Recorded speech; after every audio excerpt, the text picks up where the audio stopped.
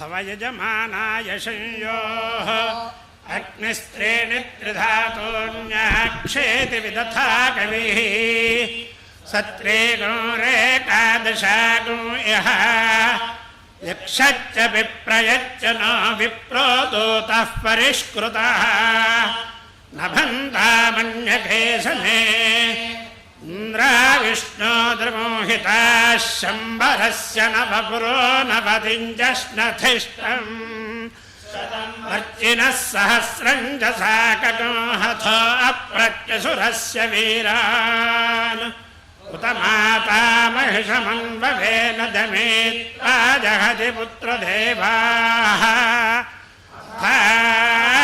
ब्रवीत् पुत्रमिन्द्रो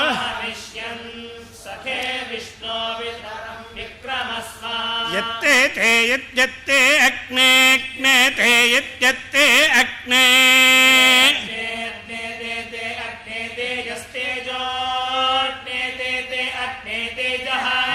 तेजस्तेजो अग्ने अग्ने तेजस्तेन तेन तेजो अग्ने अग्ने तेजस्ते तेजस्तेन तेन तेजस्तेजस्तेनाहमहं तेन तेजस्तेजस्तेनाहम्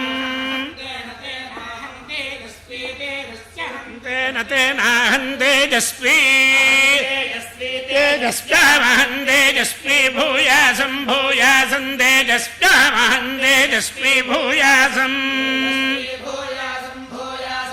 तेजस्वी तेजस्वी भूयासं यद्यत् भूयासं तेजस्वी तेजस्वी भूयासं यतो यद्भूयासं भूयासं यत्ते ते यद्भूयासं भूयासं यत्ते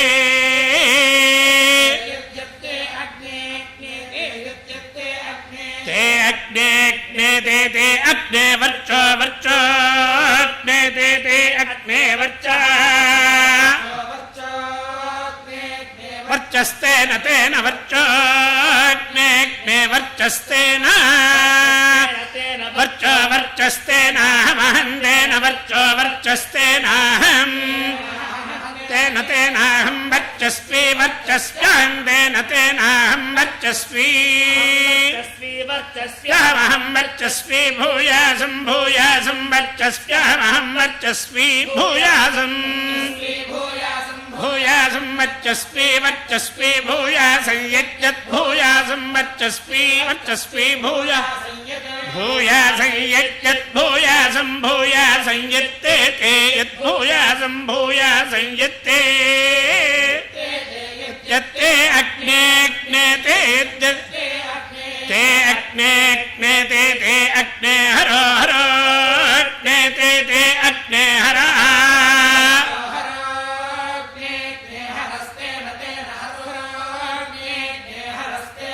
हरस्तेन तेन हरो हरस्तेनाहमहं तेन हरो हरस्तेनाहम् तेनाहगो हरस्वी हरस्याहं तेन तेनाहगो हरस्वी हरस्यामहगो हरस्वी भूयासं भूयासगो हरस्यामहगो हरस्वी भूयासम् भूयासमिति भूयासं नर्य प्रजां मे गोपाय जीवसे जाताञ्जनिष्यमाणाञ्च सत्ये प्रतिष्ठिता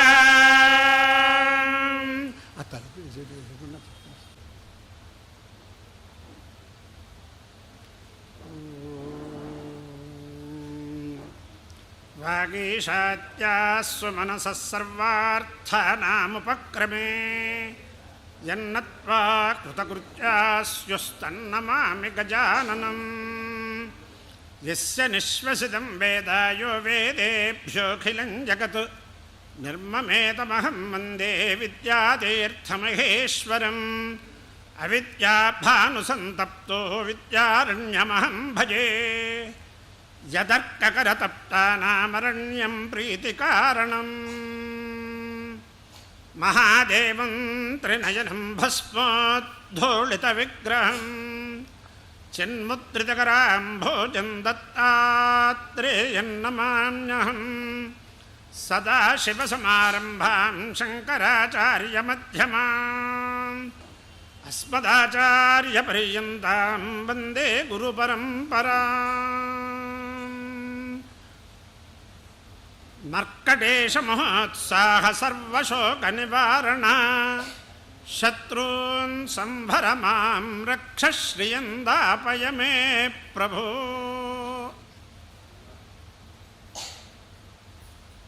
నమః సదసే నమః సదసస్పతయే నమః సఖీనాం పురోగాణాం చక్షుషే నమో దివే నమః పృథివ్యై సముద్రాయ వయునాయ సింధూనాం పతయే నమః. సభాయే నమః. చాలా చక్కనైనటువంటి సన్నివేశం. కాలం మనకి అనుకూలంగా ఉన్నా ప్రతికూలంగా ఉన్నా ధర్మాన్ని దృష్టిలో పెట్టుకుని ఆసక్తిని దృష్టిలో పెట్టుకుని జిజ్ఞాసువులు కాబట్టి ఈ కార్యక్రమానికి ఇలా వస్తున్నారు. మీ అందరికీ మనవి చేసేది ఏమిటంటే మానసికమైనటువంటి సంతోషాన్ని కృతజ్ఞతారూపంగా ఆవిష్కరిస్తున్నాను. మామూలుగా ఈ కాలంలో ఏ ధర్మ కార్యక్రమానికైనా ద్రవ్యం ఇచ్చేయడం చాలా సుఖం. పోస్టు ద్వారా అయినా ధనాన్ని పంపించేసి ప్రసాదాన్ని ఇంటికి తెప్పించుకుని స్వీకరించేస్తే అదే దైవానుగ్రహం అనే స్థితిలో ఉంది సమాజం.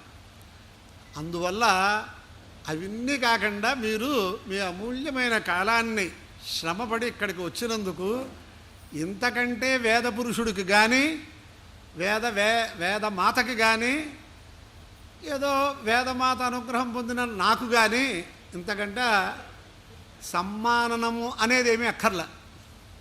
నేను మొట్టమొదటిగా నేను మనవి చేసుకుంటున్న ఆనందాన్ని. సరే, ప్రకృతంలో జగద్గురువుల యొక్క దివ్యానుగ్రహంతో శంకర గురుపాదుకా క్షేత్రంలో మనం ఈ సాగర తీరంలో పెట్టుకున్నటువంటి కార్యక్రమంలో 3వ రోజు వేదార్థ ఉపన్యాస కార్యక్రమంలో మనం ఉపవిష్టులై ఉన్నాం. విషయం తెలుసు. మొట్టమొదటే చెప్పాను, పూర్వరంగ ప్రసంగాయ నాటకీయస్య వస్తునః అనే వాక్యాన్ని దృష్టిలో పెట్టుకుని మనం ఎక్కడ బయలుదేరాం, ఎక్కడ దాకా వచ్చాం, ఎక్కడికి వెళ్ళాలి. ఒక హాస్యపూర్వకంగా తత్వాన్ని బోధించడం అనేది కూడా పెద్దల దగ్గర ఉంది సంప్రదాయంలో.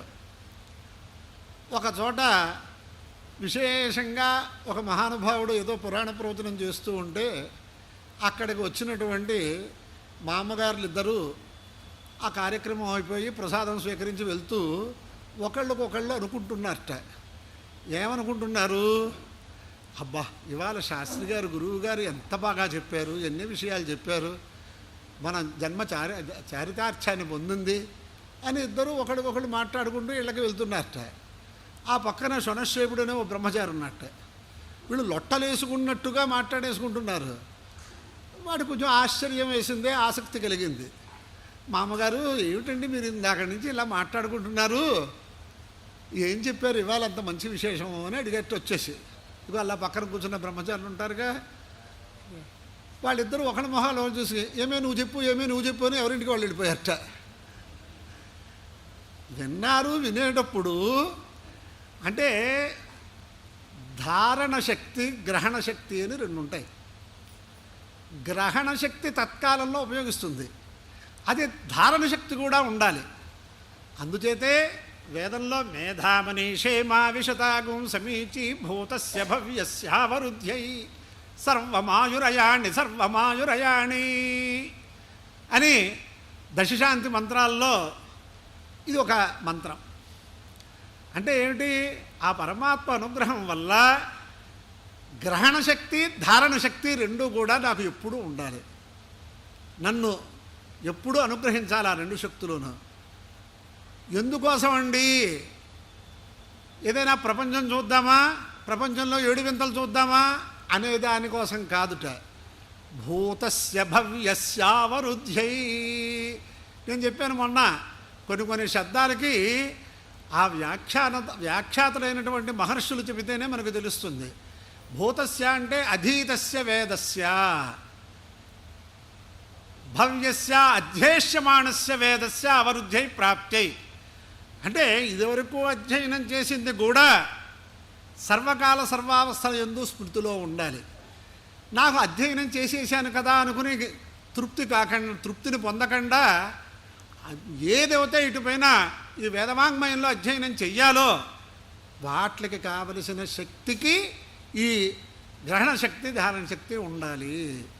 అందుకోసమే సర్వమాయురయాణి సర్వమాయురయాణి, నా ఆయుర్దాయం అంతా అందుకోసమే ఉపయోగించాలి అని ప్రార్థన చేస్తారు. అంచేత ఆ ప్రకారంగా నేను చరోక్తిగా మాట్లాడినా కొంతమంది జిజ్ఞాసువులు అప్పుడే కొంత విషయాన్ని స్పందిస్తూ కొన్ని శంకలు, లేకపోతే వారికి కొన్ని శంకలు తీరాయి ఇది వినటం వల్ల అనే మాటలు కూడా నాకు తెలుస్తున్నాయి. కాబట్టి మనం పూర్వంలో ఎక్కడ ప్రారంభించాము అనుకున్నట్లయితే వేదార్థ సప్తాహంలో వేదము గురించి కొంతవరకు మనం మాట్లాడుకుని వేద లక్షణాన్ని మనం తెలుసుకున్నాం. అలాగే దానికి కావలసినటువంటి ఉపపత్తులు అన్నీ కూడా మనం తెలుసుకున్నాం. ఇప్పుడు ఆ వేదానికి ప్రామాణ్యంగా అనేక రకాల వాక్యాలు స్మరించుకున్నాం. ఇష్టప్రాప్తి అనిష్ట పరిహారయో అలౌకికం ఉపాయం యో గ్రంథో వేద ఇది సవేద, ఇలాంటి వాక్యముల ద్వారా దాని యొక్క ప్రామాణ్యాన్ని స్మరించుకున్నాం. సరే, ఇంకా ఇంతకంటే మనం లోపలికి వెళ్తే మనం ఏదో లోక దృష్టిలో ఒక మాట ఉంది, ఆశ ఎక్కువ పీకి సన్నాము అని. వాడు బాగా భోజనం చేసేద్దామని అనుకుంటున్నాడు, లోపలికి వెళ్ళట్లేదు. అలాగే నేను ఏదైనా బయటకు చెబుదాం అనుకుంటే అప్పుడే టైం అయిపోతుంది అని అనుకోవలసిన పరిస్థితిలో లోకంలో ఎవరైనా సరే స్వీయ గ్రంథములకు ప్రామాణ్యాన్ని చెప్పాలి అంటే మనమే కాదు, వ్యాస భగవానుడు కూడా చెప్పిన వాటికి ప్రామాణ్యం చెప్పాలి అంటే లోక సామాన్యంగా జరుగుతున్న విషయం ఏమిటంటే భారత పంచమో వేద అంటే అంత భారతానికి భగవద్గీతను కూడా అనుగ్రహించిన వ్యాస భగవానుడు చెప్పినటువంటి భారతానికి కూడా వేదత్వాన్ని చెప్పుకుంటే కానీ ఇంకా వేద ప్రామాణ్యం వేదంతో సమానమని చెబితే ఇంకా దాని మీద ఆక్షేపణ లేదు అని ఇదొకటి మనం వింటూనే ఉంటాం. అలాగే వేదవేద్యే పరే పుంసి జాతే దశరథాత్మజే వేద ప్రాచేదసాదాసీత్ సాక్షాత్ రామాయణాత్మన. మనం భగవద్గీతలో వింటూ ఉంటాం, పారాయణ చేస్తూ ఉంటాం, వేదైశ్చ సర్వైరహమేవ వేద్యః అని. అందుచేత అటువంటి వేదవేద్యుడు పరమాత్మ స్వీయమైన కార్యం, ఆయనకి కార్యం ఏమిటండి? అయోధ్యలో గుడి కట్టించుకోవటం, విశాఖపట్నంలో గుడి కట్టించుకోవటం, కళ్యాణాలు చేయించుకోవటం ఏం కాదు ఆయన కార్యక్రమం. దుష్ట శిక్షణ శిష్ట రక్షణ, దానికోసం దశరథపుత్రుడుగా ఆవిర్భవించాడు. వేదవేద్యే పరే పుంసి పరమపురుషోత్తముడు జాతే దశరథాత్మజే జాత ఇవ అని అంటారు భగవద్గీత భాష్యంలో. శ్రీకృష్ణ పరమాత్మని గురించి పుట్టినవాడులాగా అంటారు. ఆయన ఆవిర్భావ తిరోధానాలనే మనం తెలుసుకోవాలి. మరి ఎప్పుడైతే వేదవేద్యుడు ఈ ప్రకారంగా ఆవిర్భవిస్తే వేద ప్రాచేదసాదాసీత్ సాక్షాత్ రామాయణాత్మనా అని ఆ వేదమే రామాయణ రూపంగా వచ్చింది అని రామాయణానికి వేదతుల్యాన్ని చెప్పుకొచ్చారు. అంటే ఏమైంది? వేద ప్రామాణ్యం వేదం గురించే కాకుండా ఇతరములైనటువంటి శృతి మూలకములైనటువంటి ధర్మాల్ని చెప్పడానికి వచ్చినటువంటి అన్ని గ్రంథములకి కూడా వేద ప్రామాణ్యాన్ని చెప్పటం మనకి లోకంలో సంప్రదాయం.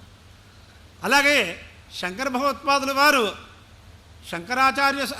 శంకరులు శంకర భగవత్పాదాచార్యుల వారుగా ఆవిర్భవించారు అని అనుకుంటే అక్కడ కూడా ఆయన్ని ప్రార్థించేటటువంటి శ్లోకంలో శృతి స్మృతి పురాణానామని, శృతులు అంటే వేదములు, స్మృతులు అంటే ధర్మశాస్త్రములు, వీటన్నిటికీ స్థానమైనటువంటి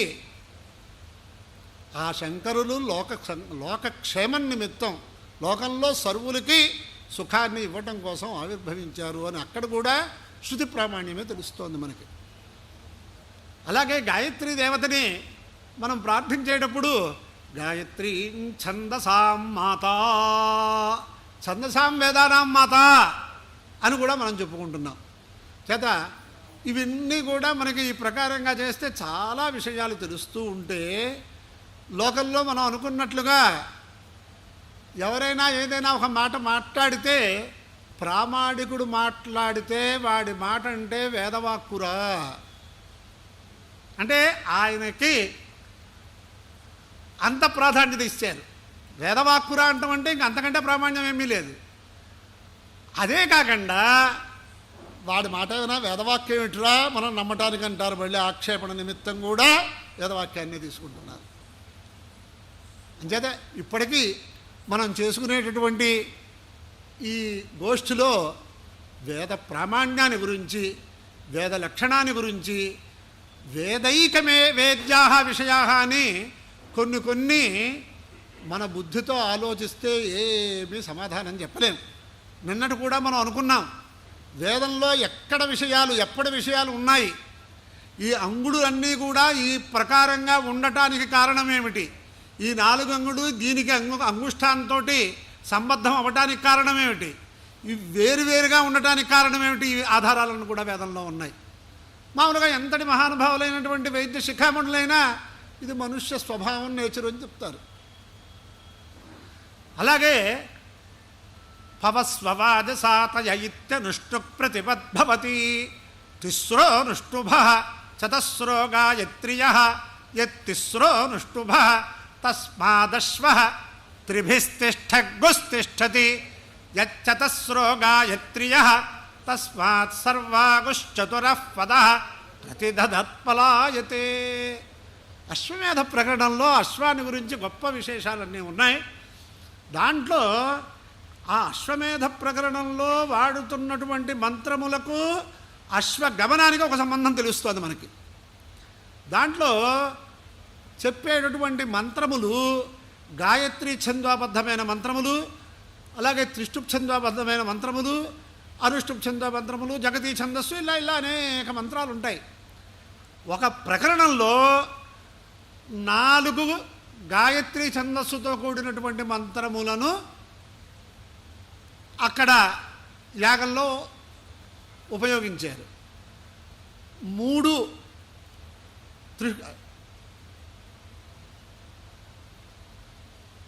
అనుష్ఠుప్ ఛందో మంత్రములు చేశారు, అక్కడ వినియోగం చేశారు. దానివల్ల అశ్వసృష్టి ఎలా జరిగింది మీకు ఇవాటికి కూడా ఎలా కనిపిస్తోంది అంటే, ఎవరైనా ఇప్పటికి కూడా పరీక్ష చేసుకోండి, అది నిలబడినప్పుడు 3 కాళ్ళ మీదే ఆధారపడి నిలబడుతుందట. నడిచేటప్పుడు 4 కాళ్ళతో పరిగెడుతుందట, పరిగెత్తేటప్పుడు. దీనికి ఆధారంగా కూడా వేదంలో కొన్ని విశేషాలు ఉన్నాయి. ఇంకొక విశేషం అంటే సంగ్రహంగా చెప్తున్నాను, కొన్ని విషయాలు, ఈ ప్రకరణాలు ఇవన్నీ మనం చెప్పాలి అంటే ఇప్పుడు ఇది ఈ సప్తసప్తాహాలు అయిపోతుందేమో అని భయంతో విషయాలు చెప్తున్నాను నేను. సూర్యుడు తూర్పుని ఉదయించి పడమరని అస్తమించడం అనే ప్రక్రియ ఏమిటి, దీనికి ఆధారం వేదంలో కనిపిస్తుంది. పడమరని అస్తమించిన తర్వాత తూర్పుని ఉదయించే మధ్యలో మళ్ళీ మనకు కనిపించట్లేదు. దానికి మీరు సైంటిస్టులు ఏం చెప్పినా ఎలా చెప్పినా దానికి ఒక కారణం సహేతుకంగా వేదంలో కనిపిస్తోంది. అలాగే తస్మాత్ సర్వ ఏవ మన్యతే మాం ప్రత్యుదగాదితి. ప్రతి ఊళ్ళో ప్రతివాడు మా ఇంటి ఎదురుగుండానే సూర్యుడు ఉదయించాడు, మా ఇంటి ఎదురుగుండానే సూర్యుడు ఉదయించాడు. ఒకే సూర్యుడు ఎంతమందికి అభిముఖంగా ఉదయించినట్లుగా కనిపిస్తున్నాడో దానికి కారణం కూడా వేదంలో ఉంది. సరే, దేవతా విషయాలు, నివేదన విషయాలు, హవిస్సుల విషయాలు కొన్ని మనం చెప్పుకున్నాం. జత మొత్తం మీద ఈ ప్రకారంగా కనుక చూసినట్లయితే అన్నిట్లికీ వేదమే ఆధారము. అందుచేత ఇప్పుడు మనువాదం నశించాలి అని అంటారు కొంతమంది. యద్వైకించ మనురవదత్తద్భేషజం అని వేదం చెప్పింది. మనువు గారు వైవస్వతమన్వంతరే అని మనం సంకల్పంలో చెప్పుకుంటాం. ఇన్ని రకాలుగా ఉన్నటువంటి మనువాదాన్ని నశించాలి అని, ఇది ఆధ్యాత్మిక గోష్ఠి కాబట్టి, హిందూ దేవాలయంలో ఉన్నాం కాబట్టి కొంచెం స్వేచ్ఛగా మాట్లాడుకుంటున్నాం, మనం బయట మాట్లాడేవి కాదు. అందుచేత ఈ మనువాదం నశించాలి అని మనుస్మృతిని దగ్ధం చెయ్యటం అనే ప్రక్రియ ఈ రోజుకు కూడా జరుగుతుంది. ఆ పాపాలన్నీ ఎవరు అనుభవిస్తారు? ఒకానొక సమయంలో పరమాచార్య స్వామి వారు తమిళనాడులో ఉద్భవించే నాటికి పరిస్థితి ఏమిటి? అక్కడ రాక్షస దేవాలయాలు కట్టి, రాక్షసులకి ఆలయాలు కట్టి, దేవాలయం ఎందుకు పేరు? దేవాలయాల్లో ఉండే దేవతలకి ఎటువంటి అగౌరవాలు చేశారో తెలుసుకుంటే అసలు మనం ఉచ్చరించడానికి కూడా వీల్లేదు. తర్వాత క్షామం ఏర్పడింది. ఎవరో కొంతమంది చేయడం వల్ల తమిళనాడులో ప్రజలందరూ కూడా ఇబ్బంది పడుతున్నారు అనే దృష్టితోటి, కరుణామృతులు కాబట్టి, కరుణాదృష్టి గలవారు కాబట్టి మళ్ళీ పరమాచార్య స్వామి వారు కొన్ని ప్రక్రియలు చేసిన తర్వాత అక్కడ వర్షాలు వచ్చినట్టు ఐతిహ్యం. అందుచేత మనువు గారు చెప్పినటువంటిది సర్వ ప్రాణులకి ఎటువంటి పరిస్థితుల్లో పీడమను చెయ్యొద్దు అని వ్యవస్థ చేశారు. నిన్నటి రోజున మొన్న కూడా నేను చాతుర్వర్ణ్య సంస్కృతిని గురించి కూడా వేద ప్రతిపాద్యమైనది, ఎవరికీ ఇబ్బంది లేదు, అది ఈనాటికి కూడా ఉంది. కానీ కొంతమంది దానిలో మనఃక్లేశాలు కల్పించేవాళ్ళు ప్రముఖులు తయారయ్యారు అని ఒక మాట నేను మనవి చేసి ఉన్నాను. ఎందుకండి ఆ మాట?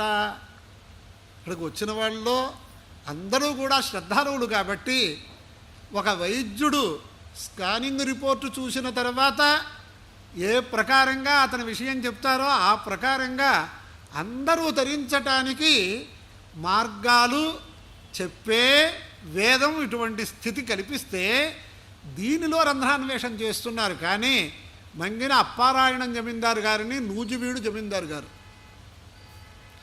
ఇవాళ చాలా దేవాలయాల్లో, కోస్తా జిల్లాల్లో ఉన్నటువంటి దేవాలయాలకి భూములు ఇచ్చినవన్నీ కూడా ఆయనవే. ఇవాళకి కూడా ఆ శాసనాల్లో ఆయన పేరుంది. ఎందుకు చేశారు దేవాలయాలకి, బ్రాహ్మణకి వాళ్ళు ఎందుకు చేశారు? ఎవరైనా ఆలోచిస్తున్నారా? ఇంకా విశేషం ఏమిటంటే, లక్కవరంలో మంగినవారు జమీందారులు ఉన్నారు. వాళ్ళు సముద్రస్థానానికి మహాదాతలట. వారు సముద్రస్థానానికి వెళ్తే నరసాపురం దగ్గర పక్కన లక్కవరం, కొంతమంది ఏదో పెద్దలు వచ్చారు కదా, మనకు ఏదైనా సంభావన ఇస్తారని వెళ్ళి మేము స్నానాలు చేయిస్తాం, మేము దానాలు తీసుకుంటాము, లేకపోతే మేము పూజలు చేయిస్తామని అన్న వాళ్ళకే ఆయన చెప్పారట, ఎవరు ఏ పద్ధతితోటి కార్యక్రమాలు చేయించుకోవాలో నాకు తెలుసు, నేను ఏ పద్ధతిలో కార్యక్రమాలు చేసుకోవాలో తెలుసుకుని వచ్చాను కాబట్టి మీరు నా పద్ధతిలో మీరు చెయ్యాలి. కానీ మీరేదో అధ్యయనం చేసిన పద్ధతిలో అందరికీ ఒకటే అంటే మాత్రం కుదరదు. నిన్నే మనం చెప్పుకున్నాం, ఒకే బ్రాహ్మణులుగా కనిపించే వాళ్ళల్లో కూడా కొన్ని అసాధారణమైన ప్రక్రియలు ఉన్నాయి. ఏకం వేత్రిని చత్వారి అని చతురవత్తం జుహోతి అంటే 4 సార్లు అవధానం చేసి హోమం చేయాలి. శ్రీవత్స గోత్రీకులు 5 సార్లు చేయాలి. మరి ఈ విషయాలు ఎలా ఉన్నాయి? ఇది ఎవరిని గురించి? ఆ గోత్రీకుల యందు ఒక విశేషమైన ప్రేమ, వీళ్ళ గురించి ఏదైనా శత్రుత్వమా? ఇంకా కొన్ని విషయాల్లో మనవి చేసినట్లుగా సుప్రీంకోర్టు ఫుల్ బెంచ్ జడ్జిమెంట్గా మనం దాంట్లో మనం ప్రక్రియ పెట్టకుండా, బుద్ధి పెట్టకుండా, ప్రక్రియ చేయకుండా ఎలా మనం దాన్ని అనుసరించాలో తెలుసుకోవాలనే ఉద్దేశంతో ఇటువంటి వాక్యాలు నేను చెప్పాను. ఇంకా పరమాచార్య స్వామి వారు చేసినటువంటి గొప్ప వేదరక్షణ కార్యక్రమంలో పట్టాభిరావు జమీందారు గారిని, కపిలేశ్వపురం జమీందారు గారు, ఆయన కేంద్రంలో మంత్రి పదవి కూడా చాలాసార్లు చేశారు. ఆయన పట్టాభిరామారావు గారు, ఎస్పీబీ పట్టాభిరామారావు గారు ఏదో, ఆయన ఇలా జమీందారీ వంశంలో నాకు జన్మ వచ్చింది, నేను మా పెద్దలు తరించడానికి ఏం చెయ్యను అని ఆయన అడిగట్టు వెళ్ళి. బ్రాహ్మణ భోజనము వేదోద్ధరణ తప్ప ఇంకోటి ఉద్ధరించే ప్రక్రియలు లేవు అని ఆయనతో చెప్పారు. అప్పుడు కపిలేశ్వపురం వేద పాఠశాల పెట్టారు. ఇది ఎవరికైనా తెలుసా? ఇలా అనేక మంది మహనీయులు, చాలా సునిశ్చితమైనటువంటి ప్రజ్ఞ గల వాళ్ళు, మేధావులు కూడా తరించడానికి ఇలా ఏర్పాటు చేస్తే దీంట్లో అహర్లేశాలు సృష్టిస్తున్నారనే బాధతోటి ఇన్ని విషయాలు నేను ఈ ప్రసంగంలో చెప్పాను. ఇంకా గొప్ప విషయం చెప్తున్నాను. నాకు గొప్ప విషయంగా అనిపించింది మీకు చెబుతున్నాను. మీరు గొప్పగా స్వీకరించవచ్చు, లేకపోవచ్చు. ఇతర మతస్థులు ప్రాబల్యం ఉన్న చోట నేను ప్రసంగం చేయవలసి వచ్చింది. చాలా కాలం క్రితం ప్రసంగాలు మా ఉత్సాహమే లేదు. ఇప్పుడు అది వేరే విషయం.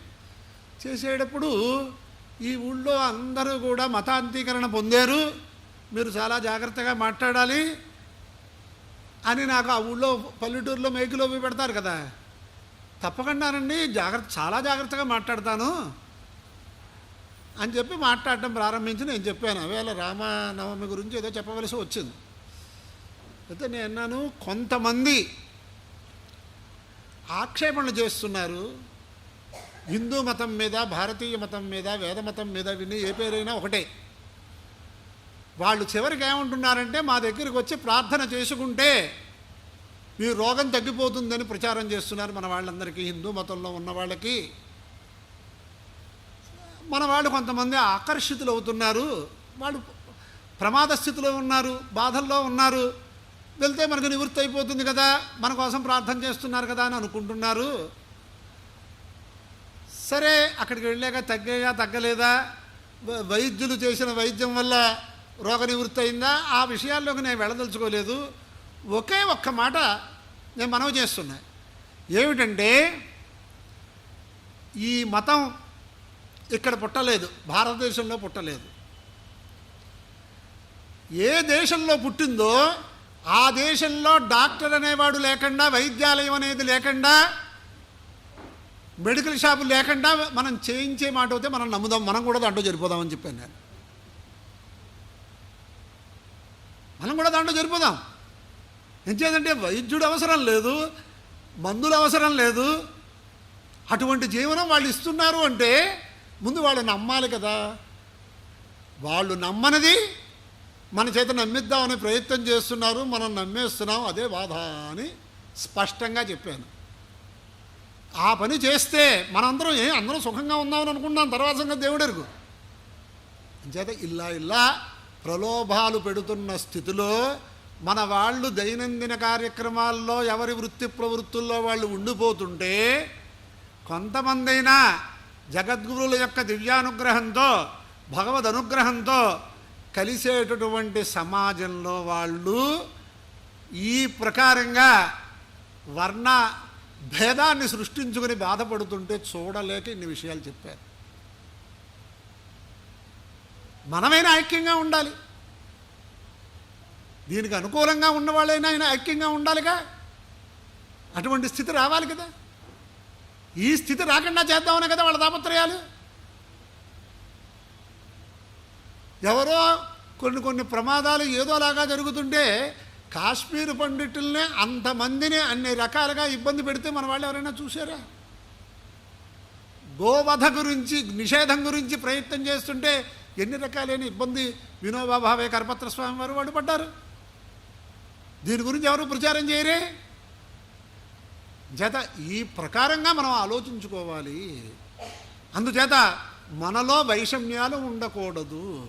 ఇప్పుడు బ్రాహ్మణోత్తములు ఉన్నారు, వీళ్ళకి ఒక రకమైనటువంటి మాట లోకంలో ఉంది, బ్రాహ్మణానాం అనేకత్వం, సర్పాణాం అతినిద్రత, గజానాం మందబుద్ధిశ్చ, త్రిభిర్లోకోపకారకం అని ఇలాంటి త్రయం లోకోపకారకం ఇలా మాట్లాడతారు.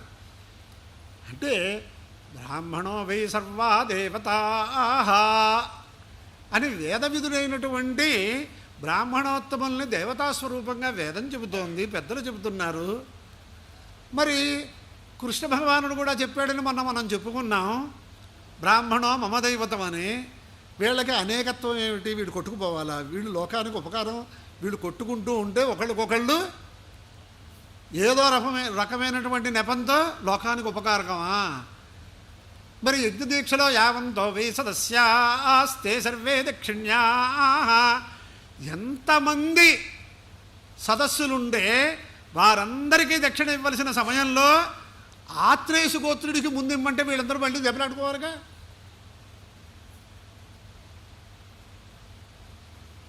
అసలు ఎవరైనా ఇలాంటివి తెలుసుకుంటున్నారా, ఆలోచిస్తున్నారా? అంటే ఇది ఎలా చేయాలి? పరమగురువులు బ్రహ్మశ్రీ తంగిరాల గంగాధర శాస్త్రి గారు, కపిలేశ్వపురం పాఠశాల ప్రిన్సిపాల్ గారు, త్రివేదులు వారు, మా నాన్నగారు వారి దగ్గర అథర్వవేదం చదువుకున్నాం. మన కంభంపాటి భాస్కర్రావు గారి తాతగారి దగ్గర ఆయన శిష్యులు, యజ్ఞేశ్వర స్వామి గారి దగ్గర. ఆయనకి సన్మానం చేస్తుంటే నన్ను మాట్లాడమని చెప్పారు. అక్కడ ప్రతిపాదన బ్రాహ్మణ సంఘం వాళ్ళందరూ చేస్తుంటే నేను అక్కడ ప్రసంగం చేయవలసి వచ్చింది. అప్పుడు చెప్పాను, బ్రాహ్మణానాం అనేకత్వం, సర్పాణాం అతినిద్రత, గజానాం మందబుద్ధిశ్చ. ఏనుగులు, మదపటేనుగులకి మందబుద్ధి లేకపోతే కొన్ని గ్రామాల్ని ధ్వంసం చేసేస్తాయి. ఇప్పటికీ కూడా చూసుకోండి వార్తల్లో, కొన్ని పొలాలు కానీ చెట్లు కానీ నానాభీభత్సం చేసేస్తాయి. కానీ వాటికి మందబుద్ధి ఉందిట. సర్పములకు, భయంకరమైనటువంటి విషసర్పములకు అతి నిద్ర ఎక్కువ వల్ల లోకంలో చాలామంది బతికిపోతున్నారు. ఈ రెండు లోకంలో కనిపిస్తున్నాయి. బ్రాహ్మణానాం అనేకత్వం దగ్గర ఎలాగా మొత్తం మీద సమస్యగానే ఉంది. ఇతర విషయాలన్నీ మాట్లాడుతున్నాం మనం. అంటే అక్కడ సమన్వయం ఏమిటి అంటే పెద్దలు అంగీకరిస్తారేమో అని అనుకుంటున్నా. బ్రాహ్మణానాం అనేకధ అనుష్ఠానేన జగత ఉపకార. బ్రాహ్మణ ఏకహోత ఏక ఏవ బ్రాహ్మణ స్వకీయస్య అనుష్ఠానేన అనుష్ఠానేన స్వస్య జగతశ్చ ఉపకరోతీతి ఏకహోత అని చిత్తి ప్రశ్నలో వ్యాఖ్యానం చేశారు విద్యారణ్య స్వామి వారు. అందుచేత ఒకళ్ళు గణపతి యాగం చేయొచ్చు, ఒకళ్ళు చండీ యాగం చేయొచ్చు, ఒకళ్ళు అగ్నిష్టోమ యాగం చేయొచ్చు, ఒకళ్ళు సుందరకాండ పారాయణ చేయొచ్చు. ఎవరు ఏమి చేసినా లోకానికి ఉపకారం. అంతేగాని ఒకళ్ళు దెబ్బలాడుకోవటం వల్ల లోకానికి ఉపకారం అనే మాటలు మీరు నమ్మక్కర్లేదు. ఇంతకంటే మనం వేరే దృష్టాంతాన్ని చెప్పక్కర్లే. ఎందుకండి అంటే ఎవరు యాగం చేసినా, ఎవరు పారాయణ చేసినా ఇంట్లో సాంప్రదాయంగా సమాపనీయా శ్లోకా అని రాస్తారు. చూసుకోండి, సుందరకాండలో కానీ రామాయణంలో కానీ ఎక్కడెక్కడైనా సరే. స్వస్తి ప్రజాభ్య పరిపాలయంతాం న్యాయేన మార్గేణ మహీం మహిషా. న్యాయేన అంటారు, యకారానికి దిత్తం కూడా చెప్పాలి. గోబ్రాహ్మణేభ్య శుభమస్తు నిత్యం లోకా సమస్తా సుఖినో భవంతు. కాలే వర్షతు పర్జన్య పృథివీ సస్యశాలిని దేశోయం క్షోభరహిత బ్రాహ్మణాస్సంతు నిర్భయా అపుత్రా పుత్రిణస్సంతు పుత్రిణస్సంతు పౌత్రిణః అధనాः సధనాः సంతు జీవంతు శరదాం శతం. ఎటువంటి ఆశీర్వచనం అండిది! ఎవరైనా దీని ఎందుకు దృష్టి పెట్టారా? చేసిన పారాయణ ఫలించాలని అక్కడ రాశారు కాబట్టి గబా చదివేస్తాం. ఈ చర్చ వరకు వచ్చేటప్పటికి ఈ దృష్టి ఇప్పుడు పర్జన్యుడు ఉన్నాడు. కాలే వర్షతు పర్జన్య, ఇది సక్రమమైన వృష్టితోటి పర్జన్యుడు మమ్మల్ని అందరినీ అనుగ్రహించుగాక అని అర్థం. పాలకులందరూ కూడా ధర్మ మార్గంలో న్యాయ మార్గంలో పరిపాలించాలి అని భగవంతుడికి నివేదించుకుంటున్నాం మనం. ఇలా చేసేటటువంటి బ్రాహ్మణోత్తముల అనుష్ఠానం వల్ల లోకానికి ఉపకారమా? బ్రాహ్మలు పరస్పరం విరోధంతో ఉంటే వాళ్ళ వల్ల ఉపకారమా? ఎవరికి వాళ్ళు ఆలోచించండి. అంటే వాక్యాలు ఎలా ఉంటాయో, వాక్యాలకి మనకి తెలివితేటలు ఉన్నాయి కాబట్టి అర్థం చెప్పాలి అంటే ఇన్ని రకాలైన ఇబ్బందులు ఉన్నాయి ఇక్కడ. మనం తెలుసుకోవలసిన విషయాలు. ఇలా మనం ఏ విషయంలోనైనా ఆలోచిస్తే అన్నిటికీ మనకి పరిష్కారం దొరుకుతుంది. కొన్ని చోట్ల కొన్ని విషయాలు ఉంటాయి. మమ్మల్ని నిందించారు అంటారు కొంతమంది. బ్రహ్మహత్యాశ్వమేధాభ్యాం నాపరం పుణ్యపాపయో అని ఉంది. అశ్వమేధ యాగం చేశారు అనే పేర్లు రామాయణాది గ్రంథాలు చదువుతుంటే మనం వింటాం. కలియుగంలో అశ్వమేధ మంత్రముల చేతనే అశ్వమేధ యాగం యొక్క ఫలాన్ని సంపాదించాలి, కానీ కలియుగంలో అశ్వమేధ యాగం నిషేధం. అది కాదండి, మొన్న మధ్యన ఎక్కడో అశ్వమేధ యాగం చేసినట్టుగా మేము పేపర్లో చూసామని అనేవాళ్ళు ఉండవచ్చుగాక. అది ఊరికే దాని లక్షణం ఎలా ఉంటుందో చూపించడమే తప్ప అశ్వాలంభం గవాలంభం ఈ రెండు కూడా కలియుగంలో నిషేధంలో పడ్డాయి. ఈ అశ్వమేధ యాగం ఎవరు చేయాలి? సార్వభౌముడైనటువంటి క్షత్రియోత్తముడైనటువంటి మహారాజు మాత్రమే చేయాలి. కలియుగంలో నందాంతం క్షత్రియం కులమని తర్వాత దేశాన్ని పరిపాలించే వాళ్ళు ఉండరు కాబట్టి అసలు కలియుగంలోనే నిషేధం. నిషేధం అవుతే ఆ మంత్రాలు ఎందుకు అధ్యయనం చేయాలండి? చాలా కష్టం ఆ మంత్రాలన్నీ. ఆపస్తంభ శ్రౌత సూత్రంలో అనేక మంత్రాలు, అసలు ఆ మంత్రాలు కనుక అధ్యయనం చేస్తే ఉన్న వేదం ఎక్కడికి వెళ్ళిపోతుందో తెలియదు, అంత కష్టమైనగా ఉంటుంది అది. అది చేయించాలి అంటే ఋషిష్యులైనటువంటి బ్రాహ్మణోత్తములు చాలా కృషి చేస్తే కానీ చేయించలేదు.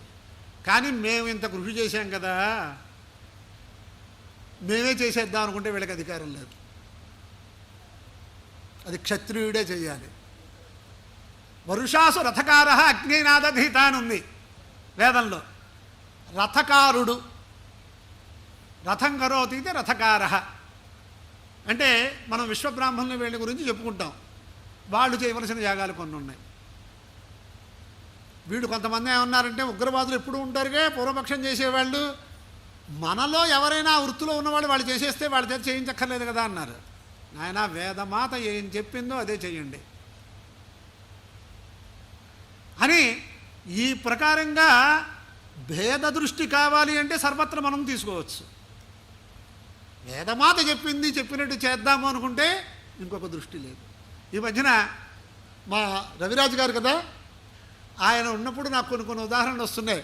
వారి దగ్గర సుశిక్షితులైనటువంటి భరద్వాజ హార్ట్ హాస్పిటల్ అని పెద్దది అడవకంలో నాగేశ్వరరావు గారని యోగ్యులు, అలాగే డాక్టర్ టివి నారాయణరావు గారని రామాయణ సముద్రాన్ని మథించి సంస్కృత పండితులు శాస్త్రజ్ఞులు కూడా జగద్గురువులు కూడా ఆశ్చర్యపోయేటట్లుగా ఆయన రామాయణంలో సంస్కృతంలో అన్ని రకాలైనటువంటి వృత్తాలు తీసుకుని గ్రంథాన్ని రచించారు, శ్లోకాభిరామం అని.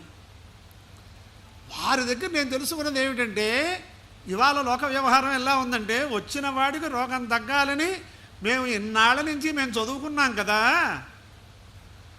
మేము రాసిచ్చిన మందులు యూట్యూబ్లో తెలుసుకుని సైడ్ ఎఫెక్ట్లు వస్తాయి, ఈయన పొరపాటు రాశారేమో అనుకుంటున్నారు, మందులు వాడట్లేదు అన్నారు వాళ్ళు. టెక్నాలజీ పెరిగిపోయిన తర్వాత దౌర్భాగ్యం అంటే సైడ్ ఎఫెక్ట్ వస్తుందో లేదో తెలియని డాక్టర్లా వీళ్ళు. ఇది వేదమాత దగ్గరికి వెళ్తే వేదమాతకి తెలియదే విషయాలు. అందుచేత వేదమాత చెప్పినట్లు చెయ్యటమే ఒక సంకల్పంగా చేసుకుంటే మనం ఎంత హాయిగా ఉంటాం. ఎక్కడా వైషమ్యాలు లేవే. నేను ఇంకోటి కూడా చెప్పాను, అస్పృశ్యత వీటి గురించి కూడా చెప్పాను. కరోనా వల్ల వైద్య ప్రముఖులు ఉన్నారు కాబట్టి మనకి అప్పుడు ఎన్ని జాగ్రత్తలు చెప్పారో ఎవరికి వాడే తెలుసు. అది కూడా కాకుండా దేవాలయాదుల్లో అస్పృశ్య దోషం లేదు కూడా చెప్పారు శాస్త్రం. ఇది ఎవరికైనా తెలుసా? ఇంట్లో భార్యాభర్తలు కూడా అవసరం లేదే ముట్టుకోవద్దు, తండ్రి కొడుకులు కూడా అని చెబుతున్నారు. ఆవును కూడా కండూయనం కానీ ప్రక్షాళన కానీ పాలు కానీ తీసినప్పుడు ముట్టుకోవద్దు, దాని మీద వెళ్ళి దాంతో ఆడుకోవద్దు. ఈ మధ్యన గోసేవలు మానేసి శునక సేవలు చేస్తున్నారు. వాళ్ళు అస్తమానం సర్వకాల సర్వావస్థలు ఎందుకు పెట్టుకున్నట్టుగా ఆవును పెట్టుకోకూడదు. చేత ఇందుకోసం నేను మనలో వైషమ్యాలు లేకుండా ఉండటం కోసం ఆ ప్రాతిపదికని దృష్టిలో పెట్టుకుని నేను చేశాను. కానీ వేదమాత అందరినీ అనుగ్రహిస్తుంది. అలాంటివి అనేక ఉదాహరణలు శాస్త్రంలో ఉన్నాయి, లౌకికంగా ఉన్నాయి అనే మాట అందరికీ నేను మనవి చేస్తున్నాను. ఇంకా వేద ప్రమాణాన్ని గురించి కానీ వేద లక్షణాన్ని గురించి కానీ వేదైకమయ్యే విషయాలు కానీ మనం మాట్లాడుకుంటే అనంతంగా ఉన్నాయి. కాబట్టి వేదములే అనంతం. ఆ వేదముల్లో అనేకమైన విషయాలు ఉంటాయి. కానీ మనం మొట్టమొదటి చెప్పుకున్నట్టు అల్పశ్చకాలో బహవశ్చ విఘ్నాః చేత అక్కడికి నేను అది సమాప్తి చేస్తే ఇప్పుడు వేదం ఏం చెబుతోంది అంటే మధ్యలోనే కొన్ని ఎందుకు చెప్పానంటే వేదం యొక్క గొప్పతనం ఇలా ఉంటుందని మీకు అందరికీ తెలియడం కోసం చెప్పాను. వేదేన ప్రయోజనముద్దిశ్య విధీయమానః అర్థః ధర్మః యాగాది అన్నారు. ఇప్పుడు ధర్మం దగ్గరికి వచ్చాం. రామో విగ్రహవాన్ ధర్మ అంటారు. వేదోఖిలో ధర్మమూలం అఖిల వేద ధర్మమూలం. అఖిల అంటే సాంగోపాంగ వేద ఇత్యర్థ. ఇది మనం తెలుసుకోవలసింది. ఇంకొక విశేషం ఉంది. ధర్మో రక్షతి రక్షిత. దీన్నే దృష్టిలో పెట్టుకుని వృక్షో రక్షతి రక్షిత అని కూడా బోర్డులు వచ్చేసాయి. సరే, అది మంచిదే. అది మనం రక్షిస్తే అది మనకు కావాల్సినవన్నీ ఇస్తుంది. ఇప్పుడు వాక్యం ధర్మో రక్షతి రక్షిత. ఈ వాక్యం అందరూ వింటున్నారు. రామో విగ్రహవాన్ ధర్మ అనే మాట వింటున్నారు. ఒరేయ్, నువ్వు మాట్లాడేది ధర్మంగా లేదు అని పాఠక వర్ణం వాళ్ళు కూడా అనుకుంటూ ఉంటారు. చూసుకోండి, మీరు ఎప్పుడైనా ఏ మార్కెట్లకైనా వెళ్తే ఈ మాటలు వస్తూ ఉంటాయి. మరి ఆ ధర్మం అంటే ఏమిటి? ధారణా ధర్మమిత్యాహు. అది కూడా కాకుండా ఉపనిషత్తులు ఏం చెబుతున్నాయి? ధర్మో విశ్వస్య జగతః ప్రతిష్ఠా లోకే ధర్మిష్టం ప్రజా ఉపసర్పంతి ధర్మేణ పాపమపనుదతి ధర్మే సర్వం ప్రతిష్ఠితం తస్మాత్ ధర్మం పరమం వదంతి అని. సర్వస్య విశ్వస్య ప్రపంచస్య ప్రతిష్టాస్థానం జగత్తుకి ఏమిటి? ధర్మము. అక్కడికి వచ్చాం మనం.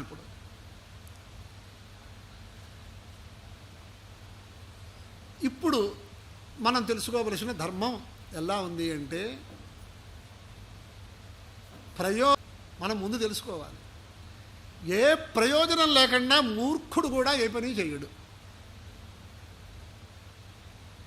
అలాగే మనం ఇంత పని చెయ్యాలి అనుకుంటే దీనికి కూడా ఒక ప్రయోజనం ఉండాలిగా. అంటే మళ్ళీ దీని మీద పూర్వపక్షం చేద్దాం. మనం తెలుసుకోవాలిగా కొన్ని విషయాలు. అవకాశం వచ్చినప్పుడు దాంట్లో ప్రసంగ లక్షణం అని ఒకటి ఉంది శాస్త్రంలో. స్మృతస్య ఉపేక్షానర్హత్వం ప్రసంగ. ఒక విషయం దృష్టిపథంలోకి వస్తే అది చెప్పకుండా వెళ్ళకూడదు. ఇప్పుడు మూర్ఖుడు కూడా చేయడం ఓ మాట మాట్లాడేశాం అంటే వాడు ఎవడో తీసుకొచ్చి ఉన్మత్తుడు అద్దాలు బద్దలు కొడుతున్నాడు. వాడికి ఏమిటండి ప్రయోజనం? ప్రయోజనం లేకుండా వాడేమి పని చేయడు కదా అని అన్నాగా. నేనే ఆ వాక్యం అన్నాను. ఎవరో వచ్చి నన్ను ప్రశ్న చేశారు. ఏమిటంటే మీరు ఏదో మంచి మాటలు చెబుతారనుకుంటే ఇలాగా తెలిసి తెలియని మాకే చెప్తున్నారు, మాకు తెలియదా వాడికి ప్రయోజనం ఏమిటండి అని అడగచ్చు కదా. అంటే మన దృష్టిలో ప్రయోజనం లేదు, కానీ వాడికి ఆ రాయితోటి ఆ అద్దాన్ని బద్దలు కొడుతుంటే వచ్చే సౌండ్ వాడికి ప్రయోజనం అంట.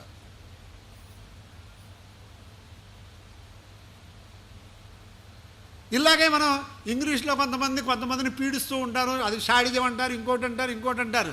ఎందుకు చేస్తున్నారు? కొంతమంది భార్యాభర్తలకు కూడా వాడు షాడిస్ట్ బాబు, వాడు ఇబ్బంది పెట్టేస్తున్నాడు అంటారు. ఎందుకు? వాడికి ఏమిటి ప్రయోజనం? షాడిజమే ప్రయోజనం.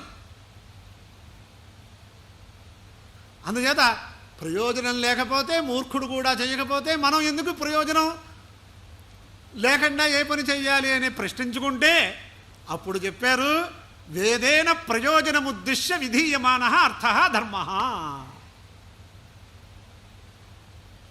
మరి సంకల్పాల్లో ధర్మార్థ కామమోక్ష చతుర్విధ ఫల పురుషార్థ సిద్ధ్యర్థం అని చెప్తాం. అంటే ధర్మం ఆదిది, మోక్షం చివరిది, మధ్యలో అర్థకామాలు. ఈ ధర్మార్థకామములు మూడు కూడా మోక్ష మార్గంలోకి తీసుకెళ్ళటానికి ఉపకరించాలి అనేది ఒకటి మనం తెలుసుకోవాలి. ఈ అర్థకామములు సంపాదించాలి, అనుభవించాలి అనేవి ధర్మ మార్గంలోనే ఉండాలి. అందుచేత శాస్త్రంలో ఏం చెబుతున్నారు? పరిత్యజే దర్థకామౌ యౌస్యాతాం ధర్మవర్జితౌ. ధర్మంతో, జ్యేష్ఠభ్రాత ధర్మము, ధర్మంతో సంబద్ధం కానటువంటి సంపదలు కానీ ఇంద్రియ సుఖాలు కానీ దోషం అని చెప్పారు. అంటే ఇప్పుడు మనం చేసుకునే సంకల్పంలో ఏం కోరుతున్నాం? ధర్మ మార్గంలో మనం ఉండాలి, ధర్మబద్ధంగా జీవించాలి అని మనం సంకల్పం చేస్తూ మనం అధర్మాచరణం చేస్తే చేసిన సంకల్పానికి ఏమిటి? దీనికి ఏమంటారంటే స్వవచో వ్యాఘాతం అని పేరు పెట్టారు. నువ్వు ఏది కోరుకున్నావో దానికి భిన్నంగా చేస్తున్నావయ్యా అని మనకి చెప్పారు శాస్త్రంలో. జద అల్లా మనం ఆలోచన చేసినట్లయితే ధర్మం అనేది వేదం చేతను ప్రయోజనాన్ని ఉద్దేశించి చెప్పినటువంటిది ధర్మము. దీనికై పూర్వమీమాంసా శాస్త్రంలో చాలా అథాతో ధర్మ జిజ్ఞాస, అథాతో బ్రహ్మ జిజ్ఞాస అని పూర్వోత్తర మీమాంసాల్లో సూత్రాలు. అథాతో ధర్మ జిజ్ఞాస అని. తర్వాత ఏమన్నాడు పూర్వమీమాంసా శాస్త్రంలో? చోదనా లక్షణార్థో ధర్మ. అంటే చోదనా లక్షణము కలిగినది ధర్మము. చోదన అంటే ఏమిటి? క్రియాయా ప్రవర్తకం వచనం ఆహువు చోదనేతి. మనం ఒక పని చెయ్యటానికి ప్రేరేపించేటటువంటి వాక్యానికి చోదన. ప్రవృత్తౌవా నివృత్తౌవా యా శబ్దశ్రవణేన ధీహి సా చోదన. ఇన్ని రకాలుగా నిర్వచనం చేశారు శాస్త్రకర్తలు. ప్రవృత్తి మార్గంలో ఒక పనిని చేయడానికి కానీ ఒక పనిని మానేయటానికి కానీ ఒక లోపల ఒక చోదన చేసేది ఏదైతే ఉందో అదే ధర్మము, అదే ప్రయోజనం. ఇది ధర్మం యొక్క స్వరూపం, ధర్మ శబ్దార్థం ఇది. అటువంటిది ధర్మో రక్షతి రక్షిత. ధర్మ ఏవ హతోహంతి ధర్మో రక్షతి రక్షిత. ఇంకా చాలా ఉంది. అంటే మన చేతను హతః కొట్టబడిన, హతః అంటే హత్య చేయబడిన అనే అర్థం దాకా అక్కర్లా. అంటే అనుష్ఠానం చెయ్యబడనటువంటిది, మనకి విధిగా చెయ్యవలసినటువంటి ధర్మము మనం అనుష్ఠానం చెయ్యకపోతే అంటే హతః ధర్మ అస్మాన్ హంతి. మనకి నిష్ప్రయోజనంగా మనుష్య జన్మ ఎత్తినందుకు పొందవలసిన ప్రయోజనం పొందకుండా మనమే చేసుకుంటున్నామని అర్థం అన్నమాట. ధర్మో రక్షతి రక్షిత. ఇక్కడ చమత్కారంగా మనం చెప్పుకోవాలి అంటే మనందరికీ కూడా ఇవాళ సంపదలు భగవంతుడు దయ వల్ల వస్తుంటే మనం డైమండ్ నెక్లెస్లు ఇంకోటి ఇంకోటి ఏవో ఆభరణాలు చేయించుకుంటూ ఉంటాం. దానికి రక్షణ ఏం చేస్తాం? మనం లాకర్లో పెట్టుకుంటాం. బ్యాంకులో, లాకర్లో, ఇంకా జనప బీరువాల్లోనో ఎక్కడో ఒక్కడి మనం పెట్టుకుంటున్నాం. మనకు ఆలోచన ఉంది. ప్రసంగవశాత్తు ఒక స్నేహితుడు పడ్డ బాధ లోకల్లో అందరికీ తెలియడం కోసం చెబుతున్నాను. ఒక స్నేహితుడు ఉన్నారు నాకు. ఆయన అన్నారు, హైదరాబాదులో ఫంక్షన్ వస్తుందంటే చాలా భయంగా ఉంటుంది ఘనాపాటి గారు అని అన్నాడు ఆయన. ఏమిటంటే ఎక్కడైనా ఫంక్షన్కి వెళ్ళాలంటే భయం ఎందుకంటే ఆనందంగా నలుగురు కలుస్తారు కదా, వెళ్ళిపోతారు కదా అంటే, మీరు చెప్పినవన్నీ సత్యమే. పెళ్లి ముహూర్తానికి వచ్చి ఆశీర్వదనం చేసేవాళ్ళు ఎవరు లేరు, రిసెప్షన్కి వచ్చి వెళ్ళిపోతున్నారు అందరూను. ఎక్కడికైనా రిసెప్షన్కి వెళ్ళాలి అంటే లాకర్ నుంచి నగలు తీసుకురావాలి పూర్వ రోజు మధ్యాహ్నం. అది ఇంటికి తీసుకొచ్చాక అలంకారం చేసుకుని ఆవిడని తీసుకుని అమ్మగారిని తీసుకుని వెళ్ళాలి.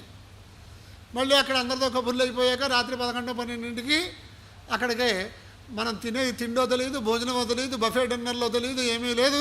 అవన్నీ తినేసి ఇంటికి వచ్చేస్తున్నాం. ఇంటికి వచ్చేసాక మన్నాడు ఏ ఆదివారం అవుతే మళ్ళీ ఇబ్బంది. మళ్ళీ బ్యాంకులో పెట్టేదాకా చాలా బాధగా ఉంటుంది, టెన్షన్గా ఉంటుందండి అన్నారు. అందుచేత చిట్ట చివరికి మనం ఏదైతే సువర్ణాన్ని చాలా విశేషంగా సందీప్ శర్మ గారా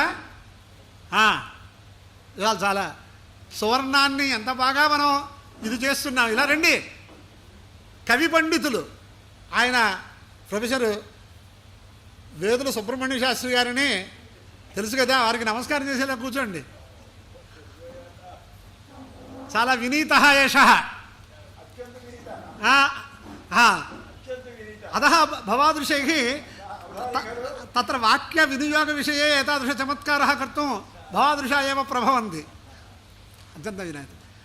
అందుచేత సువర్ణం అనేది లక్ష్మిగా, లక్ష్మీ స్వరూపంగా ధరించాలి అని మనం చెబుతూ ఉంటే, ఆ సువర్ణాన్ని భగవంతుడు ఇచ్చినటువంటి లౌకిక ధనంతో తీసుకుంటే ఇన్ని రకాలైన ఇబ్బందులు పడుతున్నారు అని ఆ స్నేహితుడు మనకు చెప్పారు.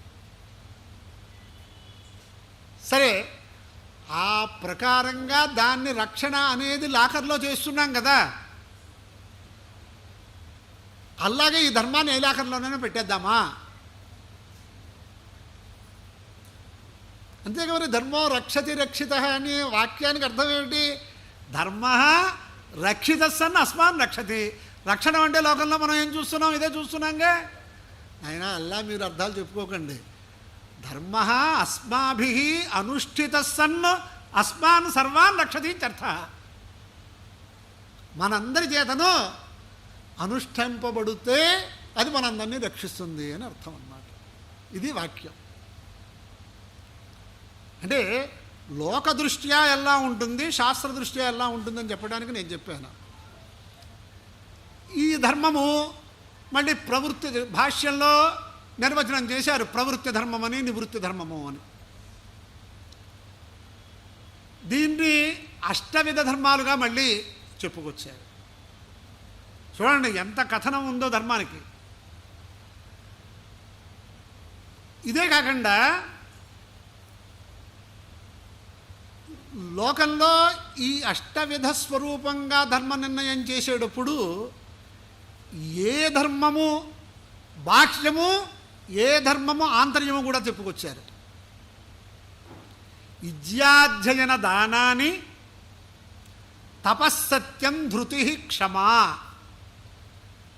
అలోభ ఇతి మార్గోయం ధర్మశ్చాష్టవిధ స్మృత అని మనకు చెప్పారు. విద్య అంటే దేవపూజ, యజనము ఇవన్నీ కూడా దీంట్లోకి వస్తాయి. అధ్యయనము, దానము, తపః తపస్సు,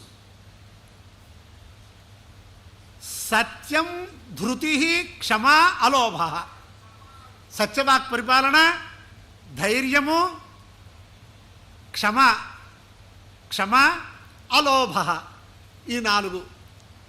మళ్ళీ అక్కడ ఏం చెప్పారు? అత్ర పూర్వశ్చతుర్వర్గ దంభార్థమపి సేవ్యతే. ఎంత బాగా చెప్పారో చూడండి. వాళ్ళ యొక్క విశ్లేషణ చూసుకోండి.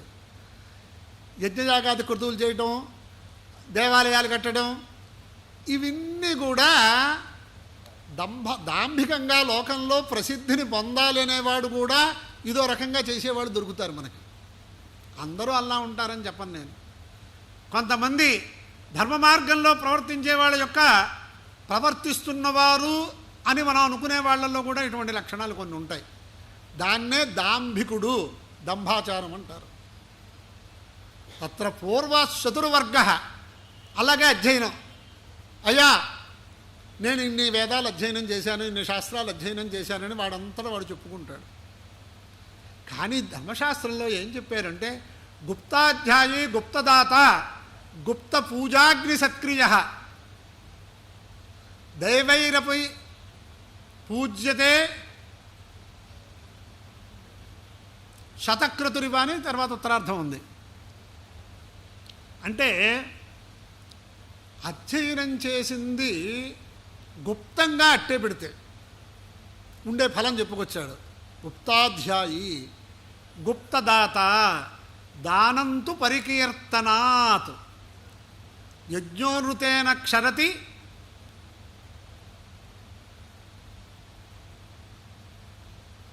దానంతు పరికీర్తన, 'ప్రతి విస్మయాత్ ఆయుర్విప్రపరీవాదాత్ దానంతు పరికీర్తనాత్ అని మళ్ళీ మనకు ఒక విధానంగా చెప్పుకొచ్చారు. అంటే యజ్ఞయాగాది క్రతువులు చేసిన వారు అనృతం ఎవరూ చెప్పకూడదు. సత్యం వద ధర్మంచర అని మనకి ఉపనిషత్తు బోధిస్తోంది. విశేషంగా యజ్ఞయాగాది క్రతువులు చేసిన వాళ్ళు కనుక అనృతం అబద్ధం ఆడితే వాళ్ళు ఎంతో కష్టపడి చేసినటువంటి యజ్ఞము యొక్క ఫలం నాశనం అయిపోతుంది. యజ్ఞ అనృతేన క్షరతి తపః క్షరతి విస్మయాత్. తపః అనేదానికి అనేక నియమేషు తపశ్శబ్ద అని ఆపస్సముల వారు దానికి ఒక విధానం చెప్పుకొచ్చారు. అలాగే తపస్సంపన్నులోని మనం అంటూ ఉంటాం తద్ధి తపస్తద్ధి తపః, వేదాధ్యయనమే తపస్సు అని ఇలా అనేక అర్థంచ స్వాధ్యాయ ప్రవచనేచ ఇలాంటివన్నీ మనకి కనిపిస్తున్నాయి.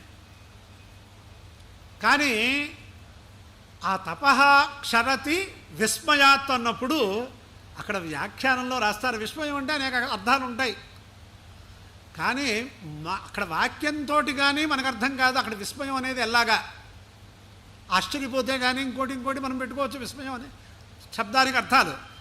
ఇలాంటి సందిగ్ధావస్థ వచ్చినప్పుడు భాష్యంలో ఏం రాస్తారంటే మయా ఇదం దుష్వరం కర్మ కృతం మయైవ కృతం, నేను కాబట్టి ఇంత పని చేయగలిగాను, నా చేతన ఇంత గొప్పదైనటువంటి తపస్సు చేయబడినది అని ఎవరైతే అహంకారంగా అనుకుంటారో తత్క్షణమే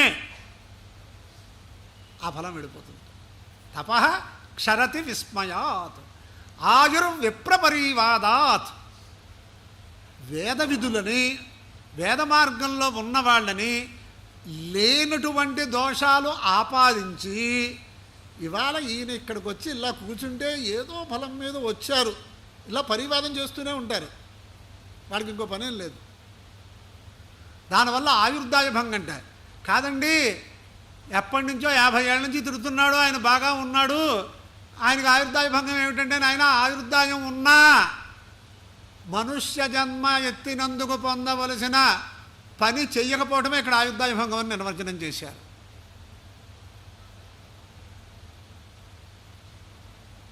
అలాగే దానంతు పరికీర్తనాత్. ఈ దానం అనేది చాలా విశేషంగా నేను ఇచ్చాను అనుకుంటే హాస్యంగా మా పెద్దలు చెప్తూ ఉంటారు. మన డాక్టర్ నారాయణరావు గారు ఒకసారి చెప్పారు, ఇలా పెద్ద గుడి కడుతున్నాం, ఫ్యాన్లు కావాలి ఇవ్వమని ఆ ఊళ్ళో ఎవరో ఒక సంపన్న గృహస్థుంటే ఆయన కొంచెం దాత కాదు కానీ సంపన్న గృహస్థుడు కాబట్టి వెళ్ళి ఆశ్రయించారు.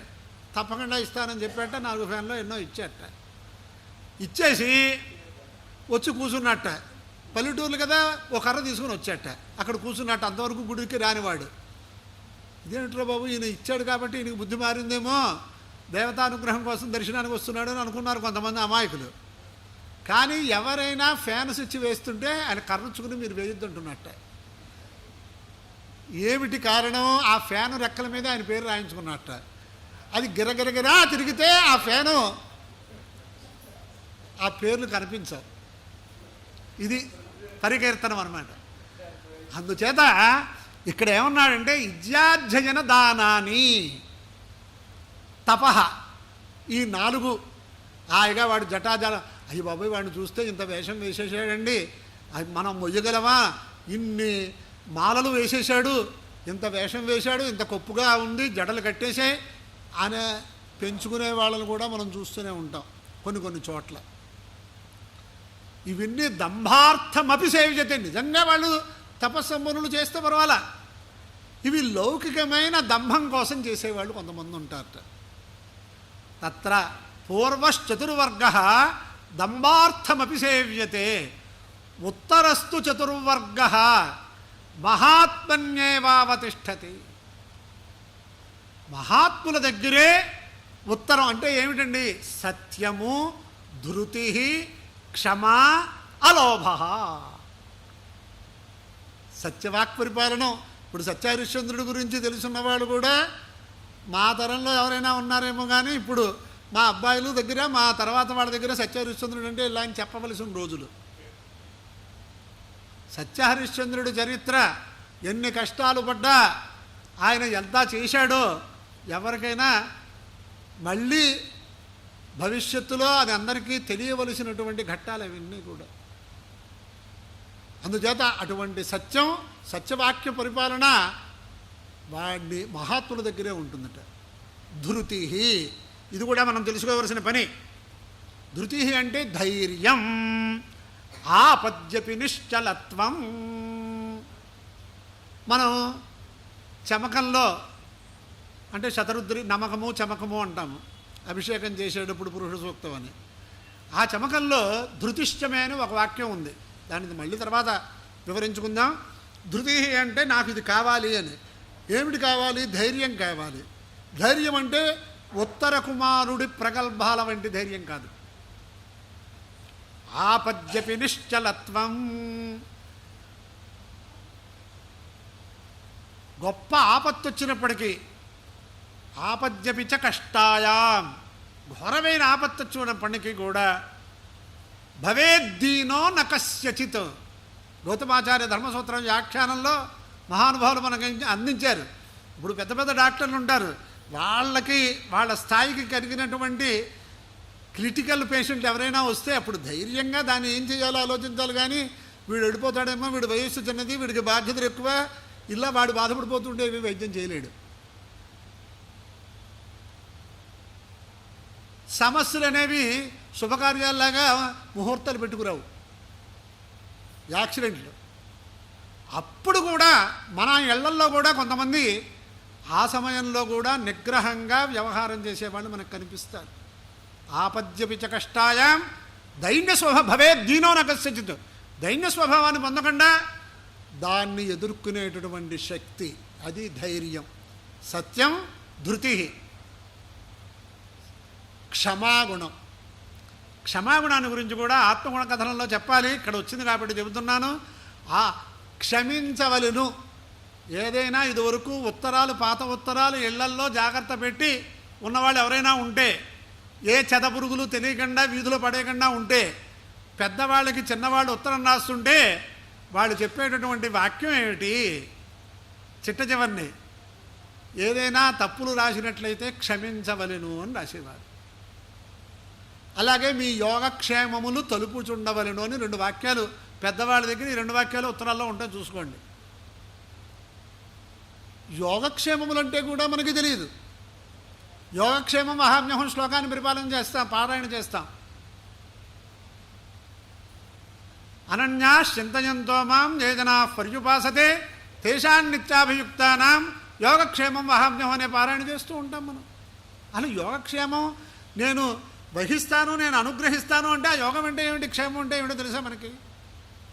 యోగం అంటే యోగాభ్యాసం కదండి, రామదేవ్ బాబా కదా అని అనొచ్చు వరేనా. యోగ చిత్తవృత్తి నిరోధ అన్నారు కాబట్టి అది కూడా ఇదేనండి నేను అనొచ్చు. కానీ ఎక్కడ ఏ శబ్దానికి ఏ అర్థం చెబుతున్నారో మనం తెలుసుకోవాలి. అందుచేత ఇక్కడ యోగక్షేమములు తెలుపుచుండవలను అన్నప్పుడు యోగ శబ్దానికి క్షేమ శబ్దానికి అప్రాప్తస్య ప్రాపణం యోగ, ప్రాప్తస్య పరిరక్షణం క్షేమ. మనం ఇంతవరకు పొందినటువంటి ఏ భాగ్య విశేషాలు ఉన్నాయో, కుటుంబాభివృద్ధి కానీ, ఉద్యోగాభివృద్ధి కానీ, ధనాభివృద్ధి కానీ, క్షేత్రాభివృద్ధి కానీ, అవన్నీ కూడా సమానంగా ఉన్నాయా, క్షేమంగా ఉన్నాయా అని అడుగో తెలుసుకోవాలి. దాని పేరు క్షేమము. యోగము ఇంతవరకు మనం పొందనటువంటి భాగ్యం ఏదైనా పొందేమా అనేదానికి యోగము అని పేరు. ఇక్కడ ఏదో నిమిత్తంగా ఒక మంచి దివ్య స్థానంలో కాసేపు కూర్చోవడం కూడా యోగమే శాస్త్ర ప్రకారం. అందుచేత ఈ యోగక్షేమములు తెలుపుచుండవలను అనేవారు. అలాగే ఏదైనా దోషమును ఉంటే క్షమించవలను. దీనికి వ్యాఖ్యానం చేశారు, ఆకృష్ట అభిగతో వాపి నాక్రోశేన్ నచతాడయేత్ అదుష్టో వాంగ్మనః కాయై సా తితిక్షా క్షమాస్మృత. క్షమాగుణం అంటే ఏమిటి, క్షమించవలను అంటే ఏమిటి? సారీ చెప్పేయండి అంటూ ఉంటారు. సారీ అంటే ఏదో చెప్పేస్తున్నారు. క్షమించవలను అనే దానికి అర్థం ఎవరికైనా తెలుసా? అంటే వెళ్ళాలి, మనం శాస్త్రంలోకి వెళ్ళాలి, బతించాలి. కనిపించదు. ఇప్పుడు పాలల్లో వెన్న తీసే మిషన్లు వచ్చినా, పెరుగు నుంచి వెన్న తీసే మిషన్లు వచ్చినా దాన్ని మతిస్తే కానీ రావుగా. అంచేత మతిస్తే ఈ క్షమించవలను క్షమాగుణానికి అర్థం ఏమిటి అన్నట్లయితే, మరి ఆ క్షమాగుణాన్ని గురించి రామచంద్రమూర్తి ఏ ప్రకారంగా ఆ క్షమాగుణాన్ని నిగ్రహాన్ని చూపించాడో ఆశ్చర్యపోతారు మనం తెలుసుకుంటే వివేచనా శక్తితోటి. నేను సందర్భోచితంగా ఉంటుందో లేదో మీరు పరిశీలించుకుంటారు, కానీ ఒక చోట ఖమ్మంలో ఏదో ఉపన్యాసం చెప్పవలసి వచ్చింది. ఇలాగే ఎండాకాలం ఏసీ హాల్లో కూర్చున్నాం, ఏదో చెప్పమన్నారు. అక్కడ ఒక లాయర్ గారు మహానుభావులు మా నాన్నగారికి కూడా పరిచితులు, సర్వదేవ భట్ల వారితో చెప్తే వేలన్నాను. నేను ఏదో కూర్చోబెట్టారు, కొంచెం ఏదో షాలో వేసి కూర్చున్నాను కదా అని గణపాటి గారు వచ్చారని కూర్చోబెట్టారు సభలో. కూర్చోబెట్టేటప్పటికి సరే నేను మాట్లాడితే అప్పుడే నవరాత్రుల్లో అవి దొరుకుతున్నాయి మంచి ఎండలు, మనంత కిరాతకులు ఎవరైనా ఉన్నారా అని నాకు అనిపిస్తూ ఉంటుంది అని ప్రారంభించాను నేను. ఇది మన కిరాతకులు అంటారు, మన అందులో నా అంత కిరాతకుడిని అనట్లేదు, మనంత కిరాతకులు ఎవరైనా ఉన్నారా అనే దానికి కొంచెం ఆశ్చర్యంగా ఇగో ఇలాంటి వాళ్ళు బుద్ధిమంతులు వస్తూ ఉంటూ ఉంటారుగా కొంతమంది ప్రశ్నార్థకంగా మొహం పెట్టారు. పెడితే అప్పుడు నేను చెప్పాను, నేను ఒక విషయాన్ని ప్రతిపాదన చేస్తాను, అది మీరు నచ్చలేదు అంటే ఉపసంహరించుకుంటాను అని చెప్పి, రామచంద్రమూర్తి ధర్మం కోసం ఎన్ని కష్టాలు పడ్డాడు. అవతరించాడు ఆయన, శ్రీమన్నారాయణమూర్తి రామచంద్ర ప్రభువుగా అవతరించాడు ఆయన ధర్మోద్ధరణ కోసం.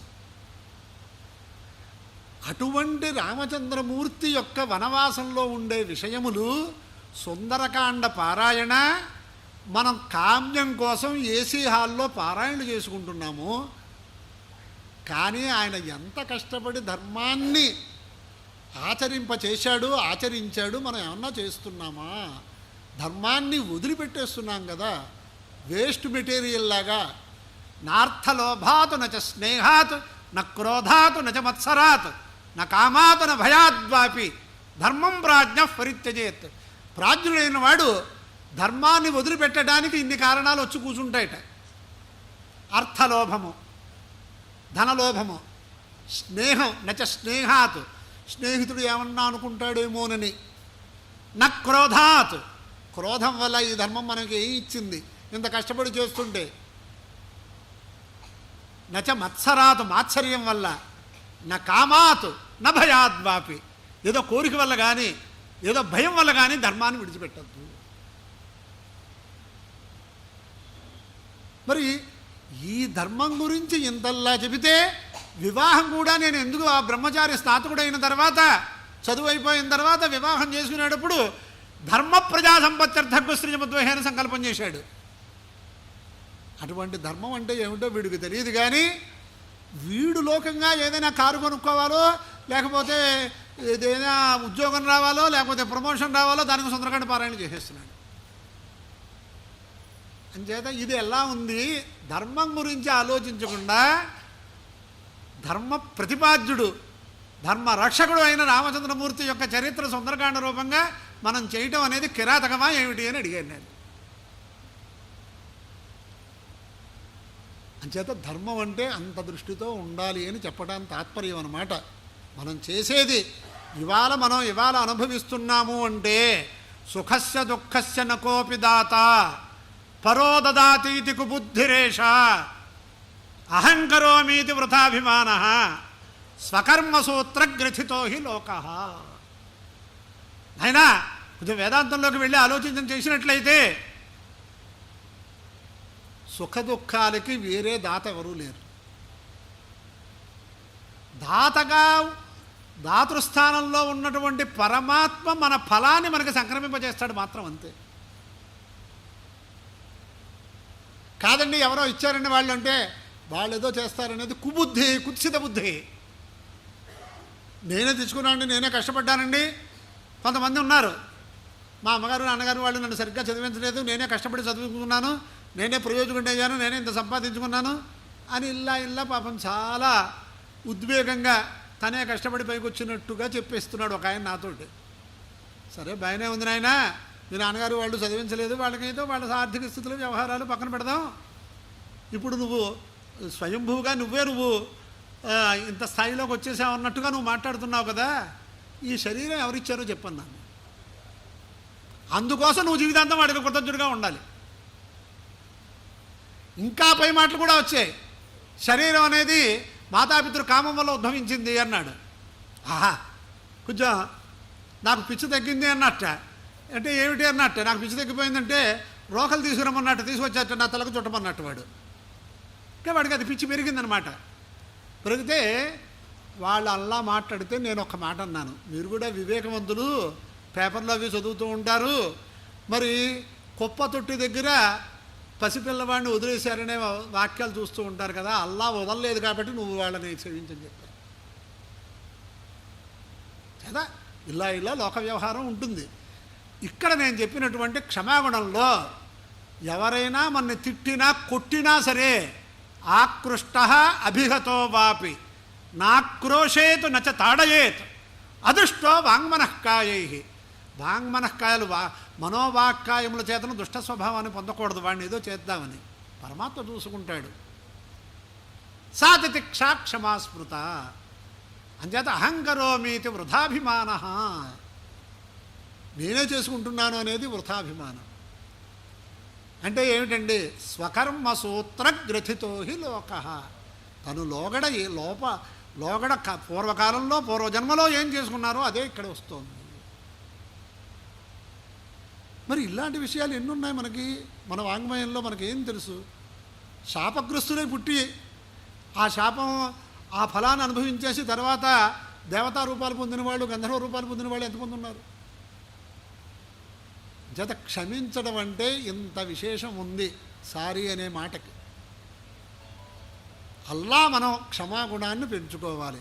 ఆ క్షమాగుణం అనేది క్రియారూపంగా తెలుస్తుంది తప్ప వ్యావహారికంగా తెలియదు, వాడికి ఉందో లేదు. సత్యం, ధృతి, క్షమ, అలోభ. లోభత్వం అంటే మన దగ్గర శక్తి ఉంటుంది, దాన ధర్మాలు చేయగలం, మనం ఇంకోడు ఆశించేదానికి ఆశించకపోయినా బతకగలం. అది మనమే తీసేసుకోవాలి, ఉన్నది మనం ఖర్చు పెట్టకూడదు అనే దాంట్లో కూడా కొన్ని విశేషాలు మనకు కనిపిస్తూ ఉంటాయి. దానికి ఏం చెప్పాడు అంటే శాస్త్రంలో, అలోభ ఇతి మార్గోయం, లోభత్వం లేకుండా ఉండాలి. దీనికి లౌకికంగా ఒక ఉదాహరణ చెప్పుకొచ్చారు. ఎవరైనా వచ్చారు, ఒక మహానుభావుడు ఏదో కార్యక్రమం కోసం వచ్చారు అంటే వాళ్ళే లోపలికి వెళ్తాట, వాడు ఏదో 5,000 10,000 ఇద్దామని అనుకునే, ఇంత ఎందుకులే అనుకుంటాట, 2,000 తీస్తాట, జేబులో పెట్టుకుని బయటకు వచ్చి మాట్లాడాక 500 1000 చేతిలో పెడతాట. ఎన్ని రకాల మార్పులు వచ్చేసాయో చూడండి దాంట్లో. అంటే లోభగుణం ఉందన్నమాట. ఈ ప్రకారంగా మనం చూస్తే ధర్మశబ్దానికి ఈ నిర్వచనం కూడా మనం తెలుసుకున్నాం ఇవాళ. ధర్మం అంటే ధర్మం 8 రకాల్లో 2 వర్గాలుగా చేస్తే, పూర్వవర్గము దంభం లేకుండా చెయ్యాలి, ఉత్తర చతుష్టయం కనుక దంభం లేకుండానే ఉంటుంది వాడికి, ఉంటే మహాత్ముడికి అని. ఈ ప్రకారంగా మనని ఏవైతే పీడిస్తున్నాయో వాటిని వర్జించడానికి ఇవి ఉపకరించాలి అనే మాట నేను చెబుతూ, ప్రసంగవశాత్తు లోకంలో కొంతమంది దగ్గర వింటున్నటువంటి వాక్యానికి కూడా సమాధానం చెప్పేస్తాను. నాధర్మశ్చరితో లోకే సజ్జ ఫలతి గౌరివ శనైరావర్తమానస్తు కర్తుర్మూలాని కృంతతి అని ఓ మాట చెప్పారు. ఇది చాలా అత్యంత అవసరమైన కాలంలో ఇది చెప్పవలసి వచ్చింది. కొంతమంది దేవాలయంలో, అమ్మవారి దుర్గా దేవాలయంలో, విజయవాడ కనకదుర్గ దేవాలయంలో నగలు పోయినప్పుడు అమ్మవారు రక్షిస్తుందంటున్నారు, అమ్మవారు ఆవిడ నగలనే రక్షించుకోలేదు అనే మాటలు కొన్ని వినపడ్డాయి. అందరినీ రక్షిస్తుందిగా అమ్మవారు, అర్థత్రాణ పరాయణురాలు, మరి ఆవిడ నగలు ఎందుకు రక్షించుకోలేదు? ఆవిడ నగలు, ఆవిడ దేవాలయాలు రక్షించుకోవడం ఆవిడ పనా? మరి ఎలా చేయాలి సమన్వయం? వాడు ఆక్షేపణ చేశాడు.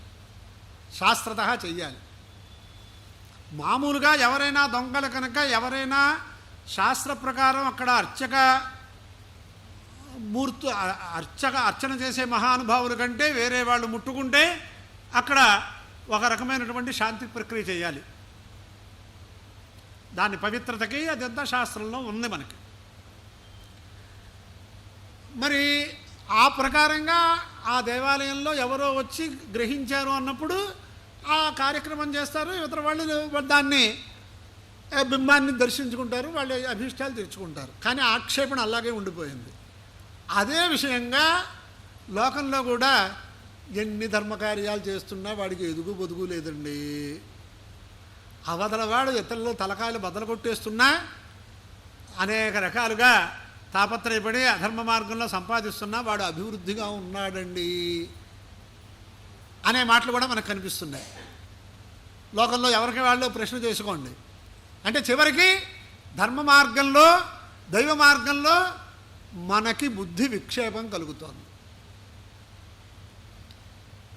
అని మనం అనుకుంటే ఇలాంటి వాట్లకి శాస్త్రకర్తలు కొన్ని వేల సంవత్సరాల క్రితమే సమాధానం చెప్పారు. నాధర్మశ్చరితో లోకే సజ్జ ఫలతి గౌరివ.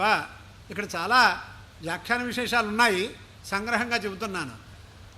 మన చేతను అనుష్ఠింపబడినటువంటి అధర్మము చరిత అనుష్ఠిత, లోకే అస్మాభిः అనుష్ఠిత అధర్మ సద్య గౌరివ నఫలతి.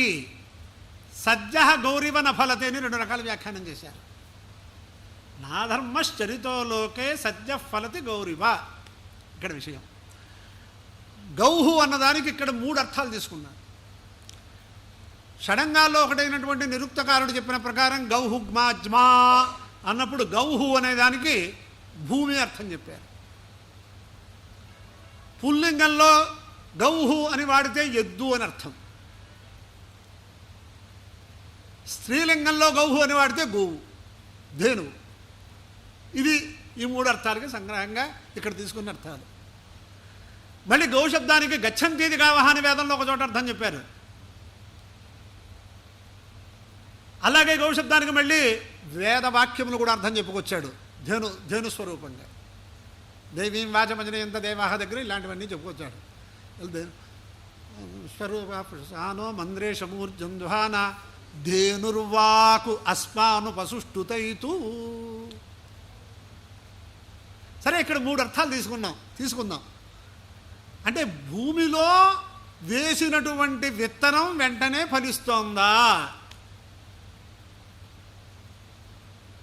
మీరు అధర్మం చేస్తే వాడికి ఏమీ ఫలం కనిపించట్లేదు, అభివృద్ధి కనిపిస్తోందని అంటున్నారు కదా. భూమిలో వేసినటువంటి విత్తనం వెంటనే ఫలిస్తోందా అని ప్రశ్న చేశారు. అంటే నాకు తెలిసినందులో అంతకంటే ఇంకా తెలిసిన వాళ్ళు మహానుభావులు ఉంటారు. ధనియాలు వేస్తే 15 రోజుల్లో పంట వస్తుంది. కొత్తిమీర, టేకు చెట్టు కనుక వేసినట్లయితే టేకు మొక్క 100 సంవత్సరాలకి ఒక కుటుంబాన్ని పోషిస్తుంది అని దాని పేరు. అక్కడ దాకా దానికి ఉంది ఆయుర్దాయం. అంటే నీకు వెంటనే ఫలించిందా? నీ దగ్గర విత్తనం ఉంది, క్షేత్రం ఉంది, నువ్వు వ్యవసాయం చేసే సామర్థ్యం ఉంది, జలం ఉంది, వెంటనే ఫలించట్లేదుగా. సరే, ఈ దృష్టాంతాన్ని ఇలా పెట్టండి. ఇంకొక దృష్టాంతాన్ని ఇక్కడ తీసుకొచ్చారు. ఏమిటండి ఆ దృష్టాంతం అంటే ఉదాహరణ, ఎగ్జాంపుల్ ఏవో మీరు ఆ పేరు పెట్టుకోండి. దృష్టాంతం అంటే ఏమిటో కూడా చెప్పాలి. ఇప్పుడు అంచేత ఇంగ్లీష్ మీడియం కదా. అంటే అక్కడ ఇంకొక మాట ఏం చెప్పారు అంటే, గోవు మనకి విశేషంగా పాలు కావాలి అంటే అప్పటికప్పుడు మేత వేస్తే ఇస్తుందా? పూర్వం ముందు వెయ్యాలా అక్కర్లేదా? మనకి బండి మొయ్యాలి, దానికి అప్పటికప్పుడు మేత వేసి ఇవాళ ఎక్కువ సార్లు తిప్పాలి అంటే అప్పటికప్పుడు జరుగుతుందా? పూర్వంలో దాన్ని బలిష్టంగా మేపితేనే మన పని చేస్తుందా? అంటే ఒక కాలం అపేక్షిస్తున్నారుగా. అందుచేత శనైరావర్తమానస్తు కర్తుర్మూలాన్ని కృంతతి. కర్తుకి వంశఛేదం చేసి చివరికి ఏమన్నాడంటే, పూర్వజన్మకృతమైన సుకృతాన్ని అనుభవిస్తూ ఉంటే వీడు ఈ దుష్కర్మ చేసినందువల్ల ఫలం వీడు అనుభవించే సమయం రాకపోయినా పుత్ర పౌత్ర ప్రపౌత్రులో ఎవరో ఒకళ్ళు అనుభవిస్తూనే ఉంటారట. సరే, నేను అనుభవించను కదా అని అనుకోవచ్చు.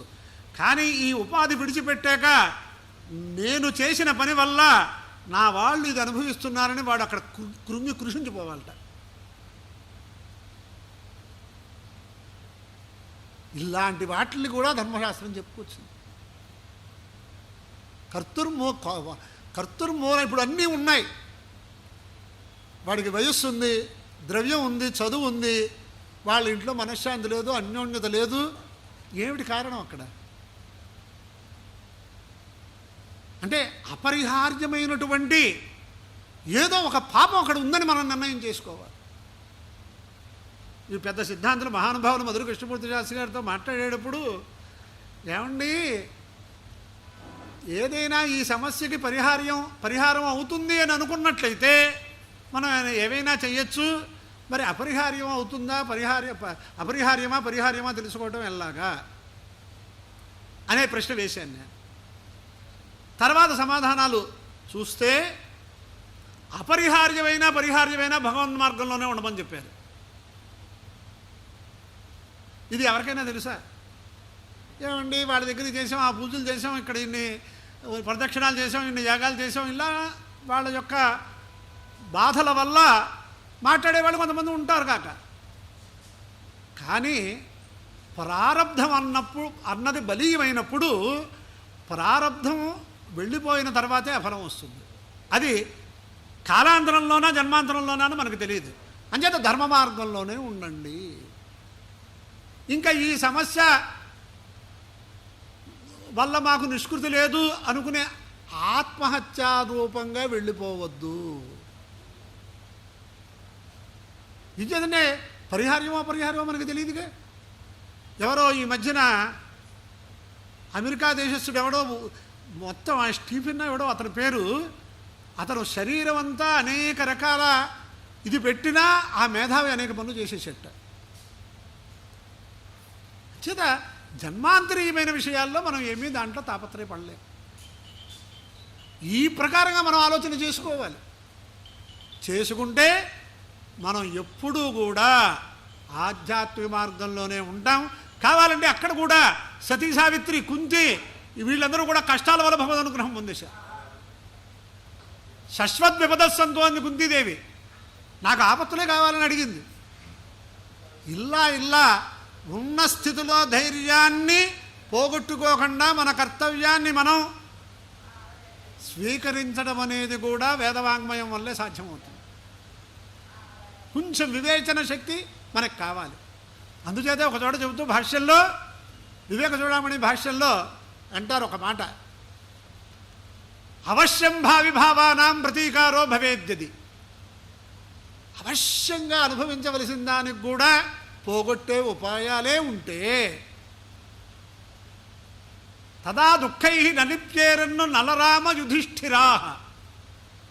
నలమహారాజుని, రామచంద్రమూర్తిని, ధర్మరాజుని ప్రాతకాలం స్మరిస్తేనే పుణ్యం. మరి వాళ్ళు ఎందుకు కష్టాలు పడ్డట్టుగా కనిపిస్తుంది మనకి? అందుచేత సమస్యతో కూడా మనం నిగ్రహంగా ఉంటూ సమస్య పరిష్కారానికి ప్రయత్నం చేయటం, లేకపోతే ఇది అనుభవించేద్దామనే తాపత్రయం ఉంటే మన బుద్ధిలో విక్షేపం కలగదు. ఎక్కడో 4 అంతస్తులు ఎక్కేసి ఉరికేద్దామని అనుకోరు. ఈ విశాఖపట్నంలోనూ కోరుకొండలోనూ జరిగినటువంటి 2 ఘట్టాలు నేను చాలామందికి నా ఆత్మీయులకు చెబుతూ ఉంటాను. విశాఖపట్నంలో పేపర్లో చూసిన విషయం ఏమిటంటే, కరోనా వచ్చిన సమయంలో ఇంకా ఏదైనా కడిగేసుకోవడమే, ఎవరితో మాట్లాడాలన్నా కష్టమే, అసలు ఎవరిని ఇంటికి రాకూడదు అనే రానివ్వకూడదు అనే తాపత్రయంలో ఒక దంపతులు ఉన్నారు. అతను ఏదో పెద్ద ఉద్యోగస్తుట చేస్తే ఆవిడ మొత్తం ఎవరైనా వచ్చినా కడిగేయడం, అన్ని డట్టాలు కడిగేయడం, ఇంకోటి లోషన్స్ అన్నీ చేసేస్తుంది. ఒక్కసారి అత్యవసరమైన సంతకాలకు ఎవరో వస్తే ఈయన వీధిలోకి వెళ్ళి మాట్లాడి వచ్చాడు అరగంట. ఆయనతో అరగంట మాట్లాడి వచ్చాడు కాబట్టి ఆయనకు వచ్చేసిందే, ఆయన ద్వారా నాకు వచ్చేస్తోంది అని భయపడిపోయి ఆవిడ 5 అంతస్తులు దూకేసింది. ఇది జరిగిన విషయం. కోరుకొండలో జరిగిన విషయం ఏమిటంటే, నిగ్రహ శక్తి అనేది లేకపోతే వచ్చే ఇబ్బందులు చెప్తున్నాను. కోరుకొండలో జరిగిన విషయం ఏమిటంటే, ఇద్దరు దంపతులు కొత్తగా పెళ్ళయింది, టీచర్లు, ఎవరి పనులు వాళ్ళు చేసుకుంటున్నారు, అన్యోన్యంగా ఉన్నారు చక్కగా. కానీ క్యారేజీలు తీసుకుంటున్నారు, ఎవరు స్కూల్స్కి వాళ్ళు వెళ్తున్నారు, వస్తున్నారు, అయిపోతుంది. ఓసారి ఆయనకి క్యారేజ్ ఇచ్చి పంపించి నేను వెనకాలే వెళ్తానని మా స్కూల్కి అని చెప్పి పంపించింది. ఆయన సాయంత్రం వచ్చేప్పటికి వీడు హరిమంది. అక్కడ ఉత్తరం రాసింది. నాకు మా వెళ్ళేటప్పుడు ఆ యుక్తి చేసింది, పాపం మంచి పని చేసింది. నా భర్తతో నాకు ఎటువంటి ఇబ్బందులు లేవు, నన్ను చాలా అభిమానంగా ప్రేమాభిమానాలతో చూస్తున్నాడు, కానీ వివాహం అయ్యి 3 ఏళ్ళు ఎంతో అవుతోంది, పిల్లలు లేరు, ఇంకా పిల్లలు కలగట్లేదనే బాధతో పోతున్నానని చెప్పింది. చరిత్రలో 20 ఏళ్ళు అయ్యాక మా కుటుంబాల్లో పిల్లలు కలిగిన వాళ్ళు ఉన్నారు, డాక్టర్లు పరిష్కారాలు చేసిన వాళ్ళు ఉన్నారు. అంటే ఎంత క్షణికమైన ఆవేశాలు వచ్చేస్తున్నాయో చూసుకోండి. జత ఇలాంటివి ఏమీ లేకుండా ఉండాలి అన్నా మనం మన ఆధ్యాత్మిక మార్గంలో మంచి విశేషాలు వింటూ అవి చింతనం చేసుకుంటూ మననం చేసుకుంటూ ఉంటే మనకి అనేక రకాలైనటువంటి ప్రయోజనాలు ఉంటాయి అనే మాట చెబుతూ ఇంకా చెట్టు చివరికి ఈ రోజుకి ఈ ప్రసంగాన్ని ఉపసంహరించటానికి అగ్నిష్టోమేన వై ప్రజాపతి ప్రజా అసృజత. ప్రజాపతి గారు మనందరినీ సృజించినప్పుడు మొట్టమొదట చెప్పినట్లుగా యజ్ఞయాగాది కర్తోనుష్ఠానం ద్వారానే సృష్టించినట్టుగా ఈ సృష్టి ప్రక్రియ మనకు కనిపిస్తోంది వేదంలో. దాంట్లో కూడా ప్రజాపతి రికామయత ప్రజాసృజేయేతి సతపోదప్యత ససర్పాన సృజత సోకామయత ప్రజాసృజేయేతి సద్వితీయమతప్యత సవయాగుస్య సృజత సోకామయత ప్రజాసృజేయేతి సతృతీయమతప్యత సయేతందీక్షితపాదమపశ్యతు తమవదతు తతో వై స ప్రజా అసృజత. అంటే ప్రజాపతి గారు ఈ ప్రజా సృష్టి చేద్దాం అనుకున్నప్పుడు, యజ్ఞం చేసినప్పుడు, అంటే మనం ఒక పని ప్రయత్నం చేస్తే ఆ ప్రయత్నం విఫలమైపోతే ఇంకా మనం ఎంత బాధపడిపోతున్నామో ఇలాంటి సందర్భాల్లో చూసుకున్నాం కదా. కానీ ఆయన మనందరినీ సృష్టించడానికి గతకల్పీయమైనటువంటి సృష్టినంతా ఇక్కడికి తీసుకొద్దాం అనుకుంటే కూడా మొదటిసారి ప్రజా సృష్టి అవ్వలేదుట. ఏ సృష్టి అయింది? సర్ప సృష్టి అయిందిట. దేవుడయ్యా నేను చేస్తేనే ఇలా వచ్చింది అని మళ్ళీ అదే యాగం చేసేట, మానలేదుట. పక్షులు సృష్టించారట. ఓహోహో అని మళ్ళీ 3వసారి వచ్చిందిట. అప్పుడు చూసేట ఏదో మనం చేసే దాంట్లో తేడా వస్తుంది అంటే సయేతం దీక్షితవాదమపశ్యతు. దీక్షితవాదమనే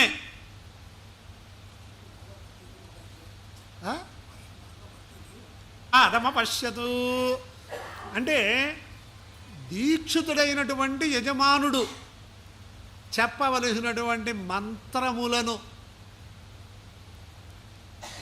చెప్పని కారణంగా ఆయన అనుకున్నది జరగలేదు అని ఇక్కడ చెప్పారు.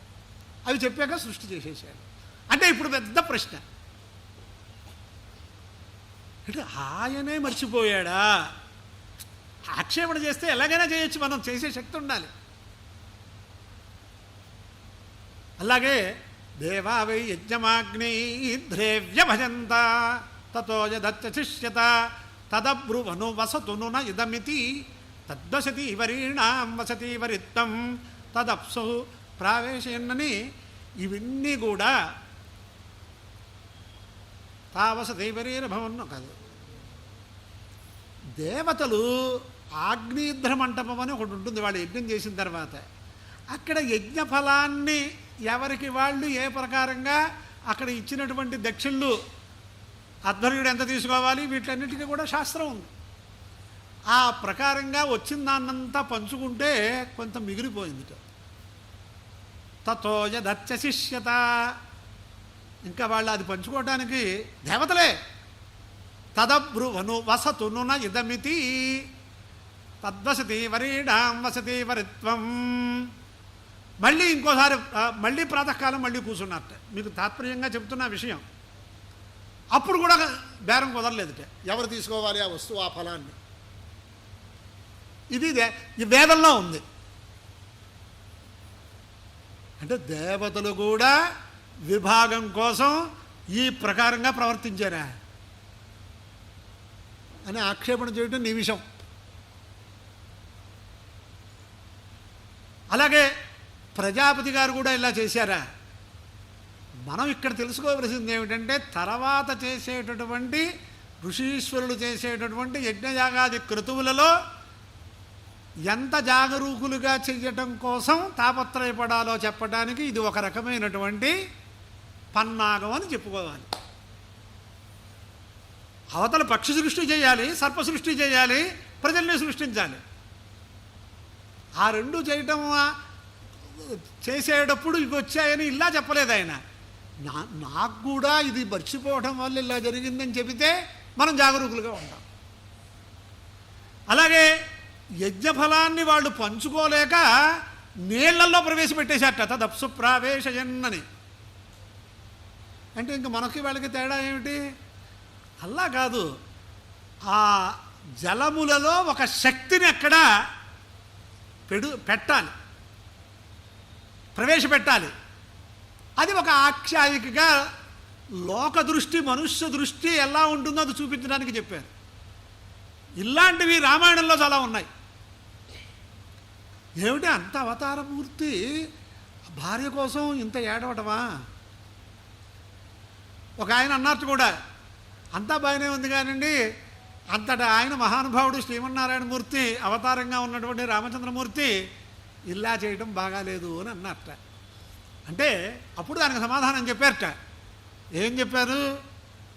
లోక దృష్టిలో మనుష్య జన్మ ఎత్తినందుకు మనుష్య ప్రవృత్తిని చూపించారు కానీ మీరు ఇది చూశారు కానీ జటాయు అనే పక్షికి మహర్షులకు వచ్చేటటువంటి స్థానాన్ని అనుగ్రహించాడు అనేది మీరు ఎందుకు చూడలేదు అని అడిగారట. నేనే అడిగాను అన్నమాట. అక్కడ ఏ దృష్టితో చెప్పారో మనం చూడాలి తప్ప ఆక్షేపించడానికి అన్నీ చేయొచ్చు మనం. ఇంకా అకారాది క్షకార పర్యంతం కనుక వస్తే తర్వాత ఎన్ని మాటలేదని మాట్లాడచ్చు.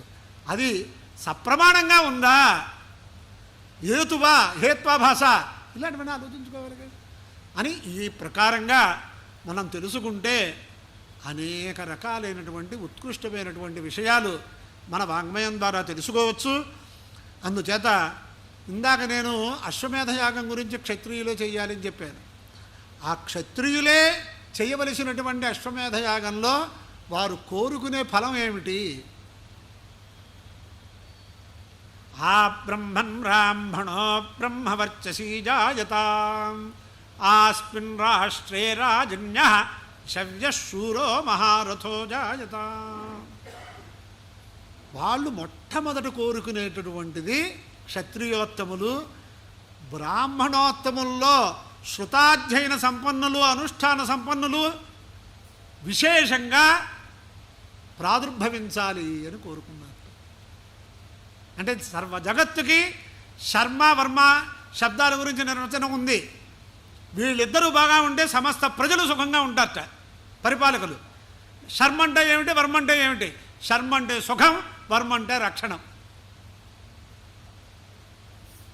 ఇలాంటి విశేష విషయాలు మనం తెలుసుకుంటూ ఉంటే ఒకళ్ళ మధ్య ఒకళ్ళకి పొరపచ్చాలు లేకుండా ఇతర మతస్థులు మన మతాన్ని కంబళిద్దామని మన వల్ల మన మతంలో అప్పట్లో ఉండే అభినివేశం, ఇతర మతములు మన మీద స్వారీ చేయడానికి కారణం ఏమిటి అంటే ఆ మతములు ఇక్కడికి వచ్చినప్పుడు మన వాళ్ళకు ఉండే ధర్మనిష్ట ఎలాంటిదంటే ప్రాణై కంఠగతైరపి, ప్రాణములు కంఠగతమైన ధర్మంలోనే ఉండాలి, ధర్మ మార్గంలో ఉండాలి అనేవాళ్ళు చాలామంది ఉండేవారటప్పుడు.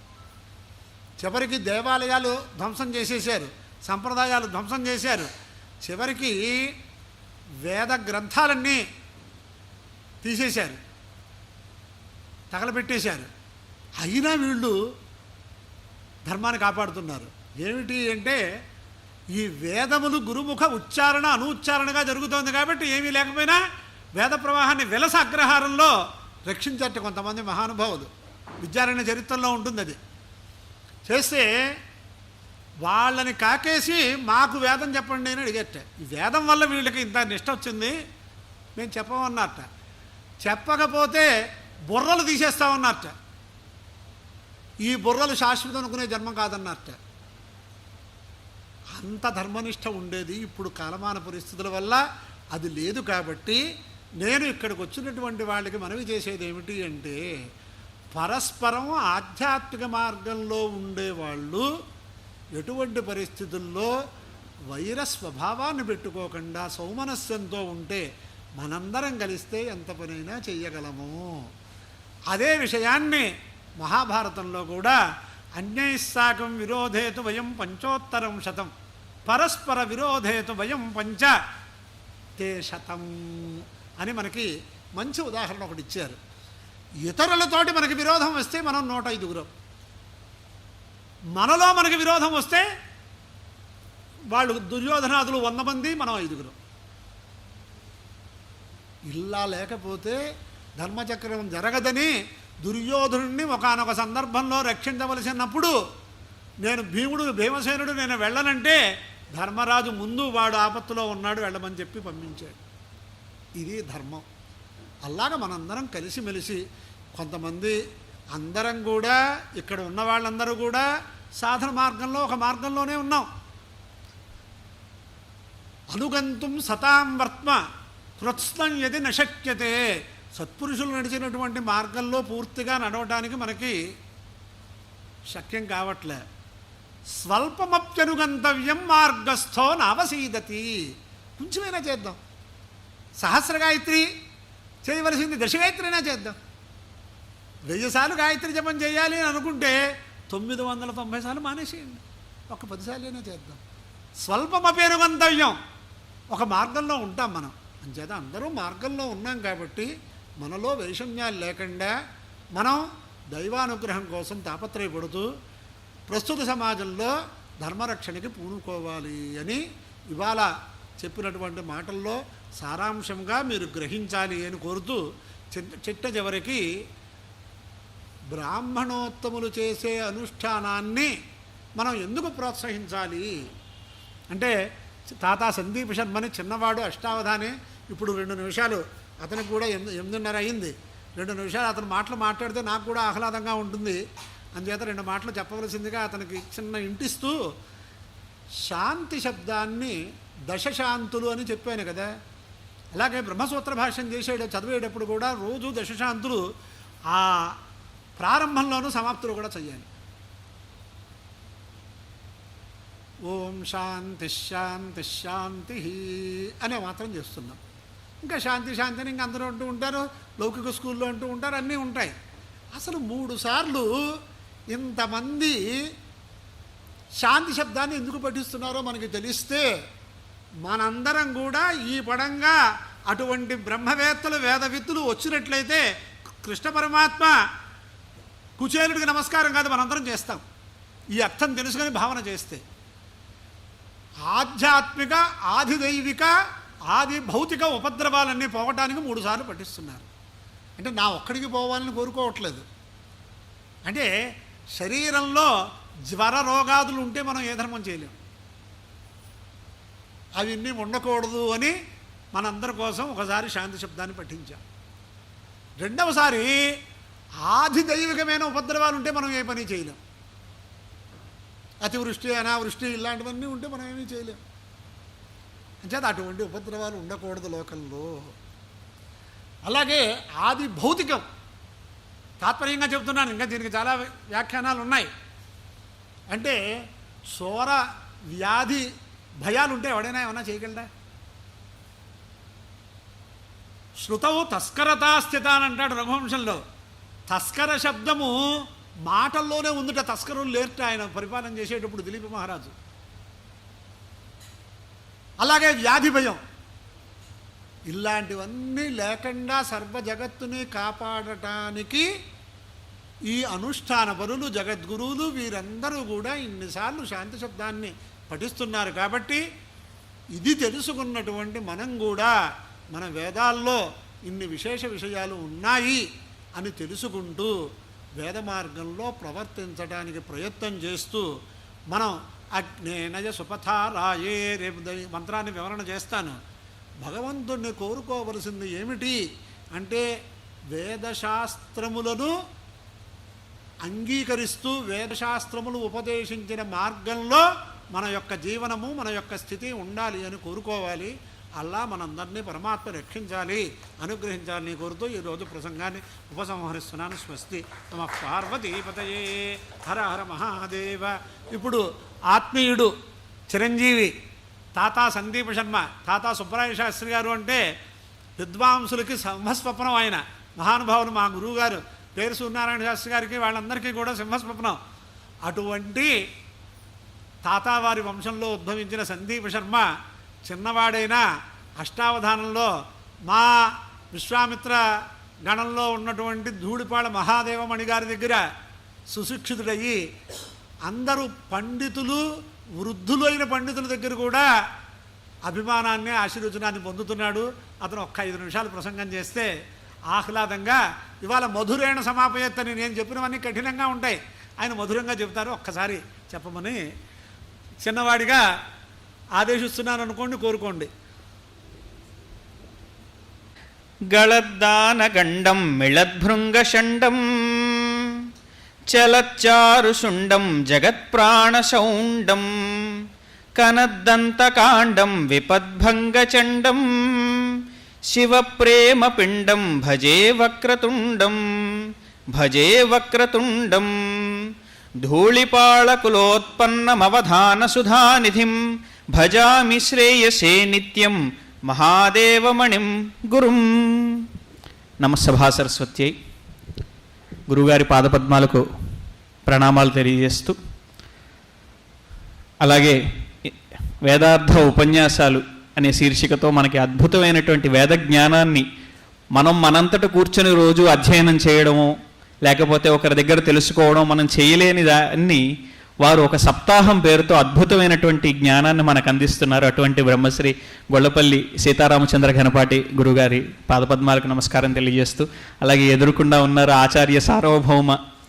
మా అదృష్టం ఏమిటంటే మా తరానికి వచ్చేటప్పటికీ ఇటువంటి పెద్దవాళ్ళందరి దగ్గర కూడా మేము ఒక వాత్సల్యపూరితమైనటువంటి వాతావరణంలో వాళ్ళ పిల్లల్లాగే మేము ఈ పండితులందరి దగ్గర కూడా మేము చేరికని పొంది వాళ్ళ దగ్గర ఆ జ్ఞానాన్ని పొంది అనేక విద్యా ప్రదర్శనలు నేను వారి సంచాలనంలో అవధానం చేశాను. నా అదృష్టం ఏమిటంటే గత సంవత్సరం గురు పూర్ణిమ గురు సత్కారంలో గురువుగారికి సన్మానం చేస్తూ అదే వేదిక మీద నాకు గురు పూర్ణిమ పురస్కారం అందజేశారు రాజమహేంద్రవరంలో. ఇటువంటి అదృష్టాన్ని భగవంతుడు ఈ మహానుభావుల యొక్క సౌమనస్యం ద్వారా మాకు అందజేశాడని భావన చేస్తుంటాం మేము ఎప్పుడు. కనుక వారికి నమస్కారం తెలియజేస్తూ, వేదార్థ ఉపన్యాసాల పేరుతో వేదం ఏం చెప్పింది మనకి, అలాగే వేదం తర్వాత ఉపనిషత్తులు ఏదైనా సరే మనకి ఏ విధమైనటువంటి జ్ఞానాన్ని అందిస్తోంది అనేది సశాస్త్రీయంగా సప్రమాణంగా, ఊరికే భారతాత్మ అశోక్ సింఘాల్ పురస్కారాలు లేకపోతే ఏదో 2 శ్లోకాలు చదివేస్తే ఇవ్వరు కదా. సప్రమాణంగా వాటిని నిరూపించి వాటిలో ఉన్న నిజమైన అర్థం ఇది అని వారు భారతదేశం మొత్తం మీద అందరు పండితుల దగ్గరతో కూడా వారు చర్చించి వారు ఇవాళ ఆ స్థాయిలో ఉన్నారు. కనుక అటువంటి వారు మనకి చెబితే, నిన్న చెప్పారు అరటిపండు ఒలిచి చేతిలో ఇస్తే కూడా తీసుకోలేని పరిస్థితుల్లో ఉందన్నట్లుగా నిన్న ఆ నామకరణం ఇవన్నీ కూడా పెట్టడం గురించి అన్నీ కూడా చెప్పారు. ఈవేళ సత్యం, ధృతి, క్షమ, అలోభం ఈ 4 లక్షణాలు వాటిలో ఎలా ఉండాలి ప్రతిదానికి కూడా ఉదాహరణనిస్తూ అటు పౌరాణికమైనటువంటివి అన్నీ కూడా చెబుతూ మనకి తెలియజేశారు. మనందరికీ కూడా సాధారణంగా ఇవాళ, ఎందుకంటే మేము చిన్నతరంలో ఉన్న కారణంగా దైనందిన జీవితంలో లౌకిక జీవనంలో ఉన్నవాళ్ళం. ఒక పూట కాలేజీలో ఉంటే ఇంకో పూట వేరే ఊళ్ళో ఉండాలి. సరే, ప్రవచనాలు, ఉపన్యాసాలు, అవధానాలు రీత్యా వేరే దగ్గర ఉంటున్నాం. ఇలాంటప్పుడు ఏదో ఒక దగ్గర విద్యాభ్యాసం చేయడానికి, ఒక గురువు గారి దగ్గర వేదం నేర్చుకోవడానికో లేకపోతే ఆర్ష విద్యలు ఏమైనా నేర్చుకోవడానికి కుదరకపోవచ్చు. కానీ ఇటువంటి ప్రవచనాల కారణంగా ఇది ఆవేళ యూట్యూబ్లో పెడితే ప్రపంచం అంతా కూడా చూస్తోంది. అలా గురువుగారు మన అందరికీ కూడా ఆ జ్ఞానాన్ని అంతటినీ కూడా మనకి చెప్తున్నారు. కిందటి మా అదృష్టం ఏమిటంటే మేము ఈ మధ్య ఆశుకావ్య రచన చేస్తూ శంకర విజయం కావ్యాన్ని, శంకరాచార్య శిష్య వృత్తాంతాలని మేము ఒక ఆశుకావ్యంగా కవిత్రయ రచనగా చేశాం. అది అక్కడ ఆవిష్కరింపబడింది కూడా. అయితే ఇందాక విద్యారణ్యుల వారి మాట వచ్చింది కాబట్టి ఒక్క మాట, ఎలాగో వేదాంతం కూడా చెబుతున్నారు కాబట్టి ఒక పద్యాన్ని, మేము రాసిన పద్యాన్ని ఒకటి చెప్తాను. అందులో గురు కృపార్ణవము అనే పేరుతో హస్తామలక తోటకాచార్య వృత్తాంతాలని, శంకరాచార్య శిష్య వృత్తాంతాలని మేము ఒక ఆశుకావ్యంగా, పద్యకావ్యంగా రచన చేయడం జరిగింది. అందులో విద్యారణ్య స్వామి వారి గురించి చెప్తూ, భూద్యో మార్గములందు విద్య నెలమిన్ బోధింప వేదాంతమున్, భూద్యో మార్గములందు విద్య నెలమిన్ బోధింప వేదాంతమున్, సద్యోజాతమునాదిగా గల శివాస్య శ్రేణి ఏ భూమిపై విద్యారణ్యతగాంచెనో, పరమ పావిత్ర్యాత్త చిత్తాన మా పద్యం బందున వారే పంచదశి అయి ప్రామాణ్యమున్గూర్చెడిన్. విద్యారణ్యుల వారు అనగానే మనకి వేదాంత పంచదశి గుర్తొస్తుంది. భూద్యో మార్గములందు, భూమి ఆకాశాల్లో వేదాంతం అంత స్పష్టంగా చెప్పాలంటే అది విద్యారణ్యుల వారే వల్లే అవుతుంది. అదిగో అదే విధంగా అంతటి మహావేదాంతాన్ని, వేదార్థాన్ని కూడా అరటిపండు ఒలిచి మన చేతికి అందించినట్లుగా చెప్పాలంటే ఇదిగో గురువుగారి వల్లే సాధ్యం అవుతుంది. కనుక అలాంటి వేదాంతాన్ని మనకి ఇచ్చినటువంటి ఆ విద్యారణ్యులు వారు ఎటువంటి వారు? మనం అసలు శంకరాచార్యుల వారినే శంకర సాక్షాత్ అని చెప్తాం. అలాగే విద్యారణ్య స్వామి వారు కూడా శంకర విజయాన్ని, మాధవీయ శంకర విజయం అని చెప్పుకుంటాం మనం, వారు అందించారు. కాబట్టి సద్యోజాతమున ఆదిగా గల శివాస్య శ్రేణియే భూమిపై విద్యారణ్యతగాంచెనో, ఆ విద్యారణ్య స్వామిగా వచ్చినటువంటి వాళ్ళు ఎవరు అంటే ఈ పంచముఖాలు కలిగినటువంటి పంచముఖేశ్వరుడే 5 ముఖాలతో వేదాంతాన్ని బోధించడానికి వచ్చేసాడేమో అనిపించి మా పద్యం పరమ పావిత్ర్యాత్త చిత్తాన మా పద్యం బందున వారే పంచదశి అని, పంచదశిగా వారు వేదాంతాన్ని మా పద్యంలో చెప్తే అది ఏమవుతుంది అంటే అది ప్రమాణం అవుతుంది. కనుక మా పద్యానికి వారు ప్రామాణ్యాన్ని చేకూర్చుతారు అనే అర్థంలో చెప్పిన పద్యం. అలాగే ఇక్కడ గురువుగారు ఉన్నారు కాబట్టి వారు ఎంతోమంది శిష్యుల్ని తయారు చేశారు. మొన్న గురు పూర్ణిమ నాడు కూడా ఒక ప్రవచనంలో ఇదే అంశం చెప్పాను. ఒక గురువు శిష్యుల్ని తయారు చేసినప్పుడు, ఆ శిష్యుడు ఉత్తముడైనప్పుడు, ఆ విద్యని చక్కగా ప్రదర్శిస్తున్నప్పుడు ఆ గురువుగారు పడే ఆనందం చాలా వర్ణనాతీతం. అయితే ఇక్కడ శైష్యోపాధ్యాయక గురించి నా మనసులో ఉన్న ఒక భావాన్ని ఇక్కడ చెప్తాను. అది ఎందుకు చెప్తున్నానో కూడా ఇప్పుడు చెప్తాను. గురు శిష్యులు నాకు ఎలా కనబడతారు అంటే సూర్యచంద్రుల్లాగా కనబడతారు. ఆభాను సీతభాను ప్రాభులునై వెల్గుచుంద్రువర గురు శిష్యుల్, వాళ్ళిద్దరూ సూర్యచంద్రుల్లా కనబడుతుంది. ఎందుకంటే ఆ సూర్యప్రకాశమే చంద్రునిగా వ్యక్తం అవుతోంది అనేది నా భావన. అంటే గురువుగారి జ్ఞానమే శిష్యునిలో ప్రవహిస్తోంది అని. అయితే వాళ్ళ కాంతి ఏమిటి అంటే ధీభాసమానమూర్తులు. వారి యొక్క కాంతి ఏమిటి అంటే ధిషణ, వారికి ఉన్న బుద్ధియే వారి కాంతి. శ్రీభాష్యము చెప్పుచుంద్రు జీవితమునకు, జీవితానికి భాష్యం చెప్పాలంటే గురు శిష్యులను ఈ సంబంధం చూస్తే జీవితం అంతా అర్థమవుతుంది అనే అర్థంలో ఒక అవధానంలో చెప్పిన పద్యం ఇది. అదిగో వారు ఇందాక చెబుతూ ఆధ్యాత్మిక మార్గంలో మనం నడవడానికి మనందరినీ కూడా వారు ఉత్తేజపరుస్తూ చక్కటి వేదార్థ ఉపన్యాసాన్ని చేశారు. అలా మనం ఆధ్యాత్మిక మార్గంలో నడవాలి అంటే అదిగో ఒక గురువు మనకి ఆధారంగా ఉండాలి. కనుక ఆ గురువు పాదాలను ఇప్పుడు మనం పట్టుకొని ఉండాలి. అదే మళ్ళీ శంకర విజయం దగ్గరికి వస్తే అక్కడ ఇంకో పద్యం చెప్పాను. నిరతము గురు శుశ్రూషాతురుడగు శిష్యునికి కల్గు తూర్ణమే పూర్ణ స్థిర ఫలిత జ్ఞానములు. తూర్ణమే గురువుగారి పాదాలు పట్టుకుంటే మనకు వారు ఇందాక అన్నారు బీజం వేయగానే ఫలితం వచ్చేస్తుందా అంటే, ముందు గురువుగారి పాదాలు పట్టుకుంటే మనకు అన్నీ వచ్చేస్తాయి. ఏ శిష్యుడికి వారి గురువు. అలా మా గురువుగారు మాకు గొప్ప. కనుక గురువుగారి పాదాలు పట్టుకుంటే మనకి వెంటనే ఫలితాలు వచ్చేస్తాయి. అది ఎలాగా? నిరతము గురు శుశ్రూషాతురుడగు శిష్యునికి కల్గు తూర్ణమే పూర్ణ స్థిర ఫలిత జ్ఞానములు గురుభక్తికి సాటిగలదే కుంభినిలోనన్. గురుభక్తిని మించినటువంటి భక్తి ఈ భూమి మీద ఉంటుందా అని చెప్తూ ఇది కూడా శంకర గురుకృపార్ణవంలో చెప్పిన పద్యం గురుగారు. అంచేత మరొక్కసారి మమ్మల్ని ఇలా తయారు చేసి ఏ వేదికనెక్కినా కూడా, ఏ ప్రవచనం చేసినా, ఏ అవధానం చేసినా ఇదంతా కూడా మా గురువుగారు ఆచార్య ధూళిపాళ మహాదేవమణి గారు మాకు పెట్టినటువంటి భిక్షగా మరొక్కసారి చెబుతూ ఈ 2 మాటల్ని మీ ముందు చెప్పడానికి అమ్మవారి ఇచ్చిన అనుగ్రహంగా ఇది భావన చేస్తూ గురుగారికి మరొకసారి ధన్యవాదాలు తెలియజేస్తాను. మళ్ళీ రేపు మన చిరంజీవి సందీప్ శర్మ గారికి ఎక్కడి నుంచి ఆహ్వానం వస్తుందో కానీ మహాకవి విశ్వనాథ సత్యనారాయణ గారు ఒకానొక సభలో చెప్పినటువంటి విషయాన్ని అందిస్తున్నాను. పండితులంటే ఆధ్యాత్మిక మార్గంలో, అద్వైత మార్గంలో 3 నా దృష్టిలో ఉన్నారు అని చెప్పేట సభాముఖంగా ఆయన. ఎవరెవరు అంటే శంకరాచార్య స్వామి వారు, విద్యారణ్య స్వామి వారు, అప్పయ్య దీక్షితుల వారు అని. అందుచేత ఈ ప్రకారంగా అప్పయ్య దీక్షితుల వారి యొక్క గొప్పతనం కూడా చాలా విశేషంగా ఉంది. ఆంధ్రత్వం ఆంధ్రభాషాచ ప్రాభాకర పరిశ్రమ తత్రాపి యాజుషీ శాఖ నాల్పస్య తపసఫలం అని ఉపదేశం చేసిన వారు మనందరికీ తెలుసున్నటువంటి వారు గురుజాడ మహాకవి చెప్పారని మనం అనుకుంటాం. తత్పూర్వం సామవేదీయుడైనటువంటి అప్పయ్య దీక్షితులు గారు చెప్పారు అనే విషయాన్ని చెబుతూ చిరంజీవిని ఆశీర్వచనం చేస్తూ సంస్థ అధ్యక్షులు వారు యోగ్యయా కన్యయా శీఘ్రమేవ పాణిగ్రహణ సిద్ధిరస్తు అని ఇక అవధానాలు దేశాంతరాల్లో చేయడం అలాంటి ఆశీర్వచనాలు మేము చెయ్యం. మేము యోగ్యమైన కన్యతోటి సందీప శర్మ అభివృద్ధిగా ఉండాలి అని ఆశీర్వచనం చేస్తున్నాం. శతమానం భవతి శతాయు పురుషేంద్రియాయు ఇంద్రియే ప్రతిష్టతి.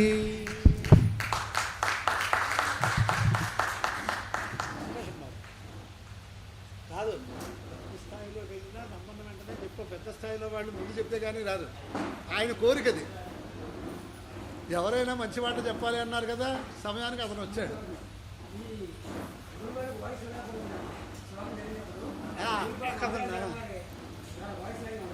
అయ్యో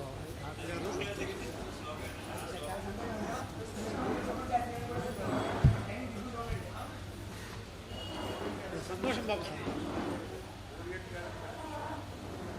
రోచనో రోచమాన శోభన శోభమాన కళ్యాణ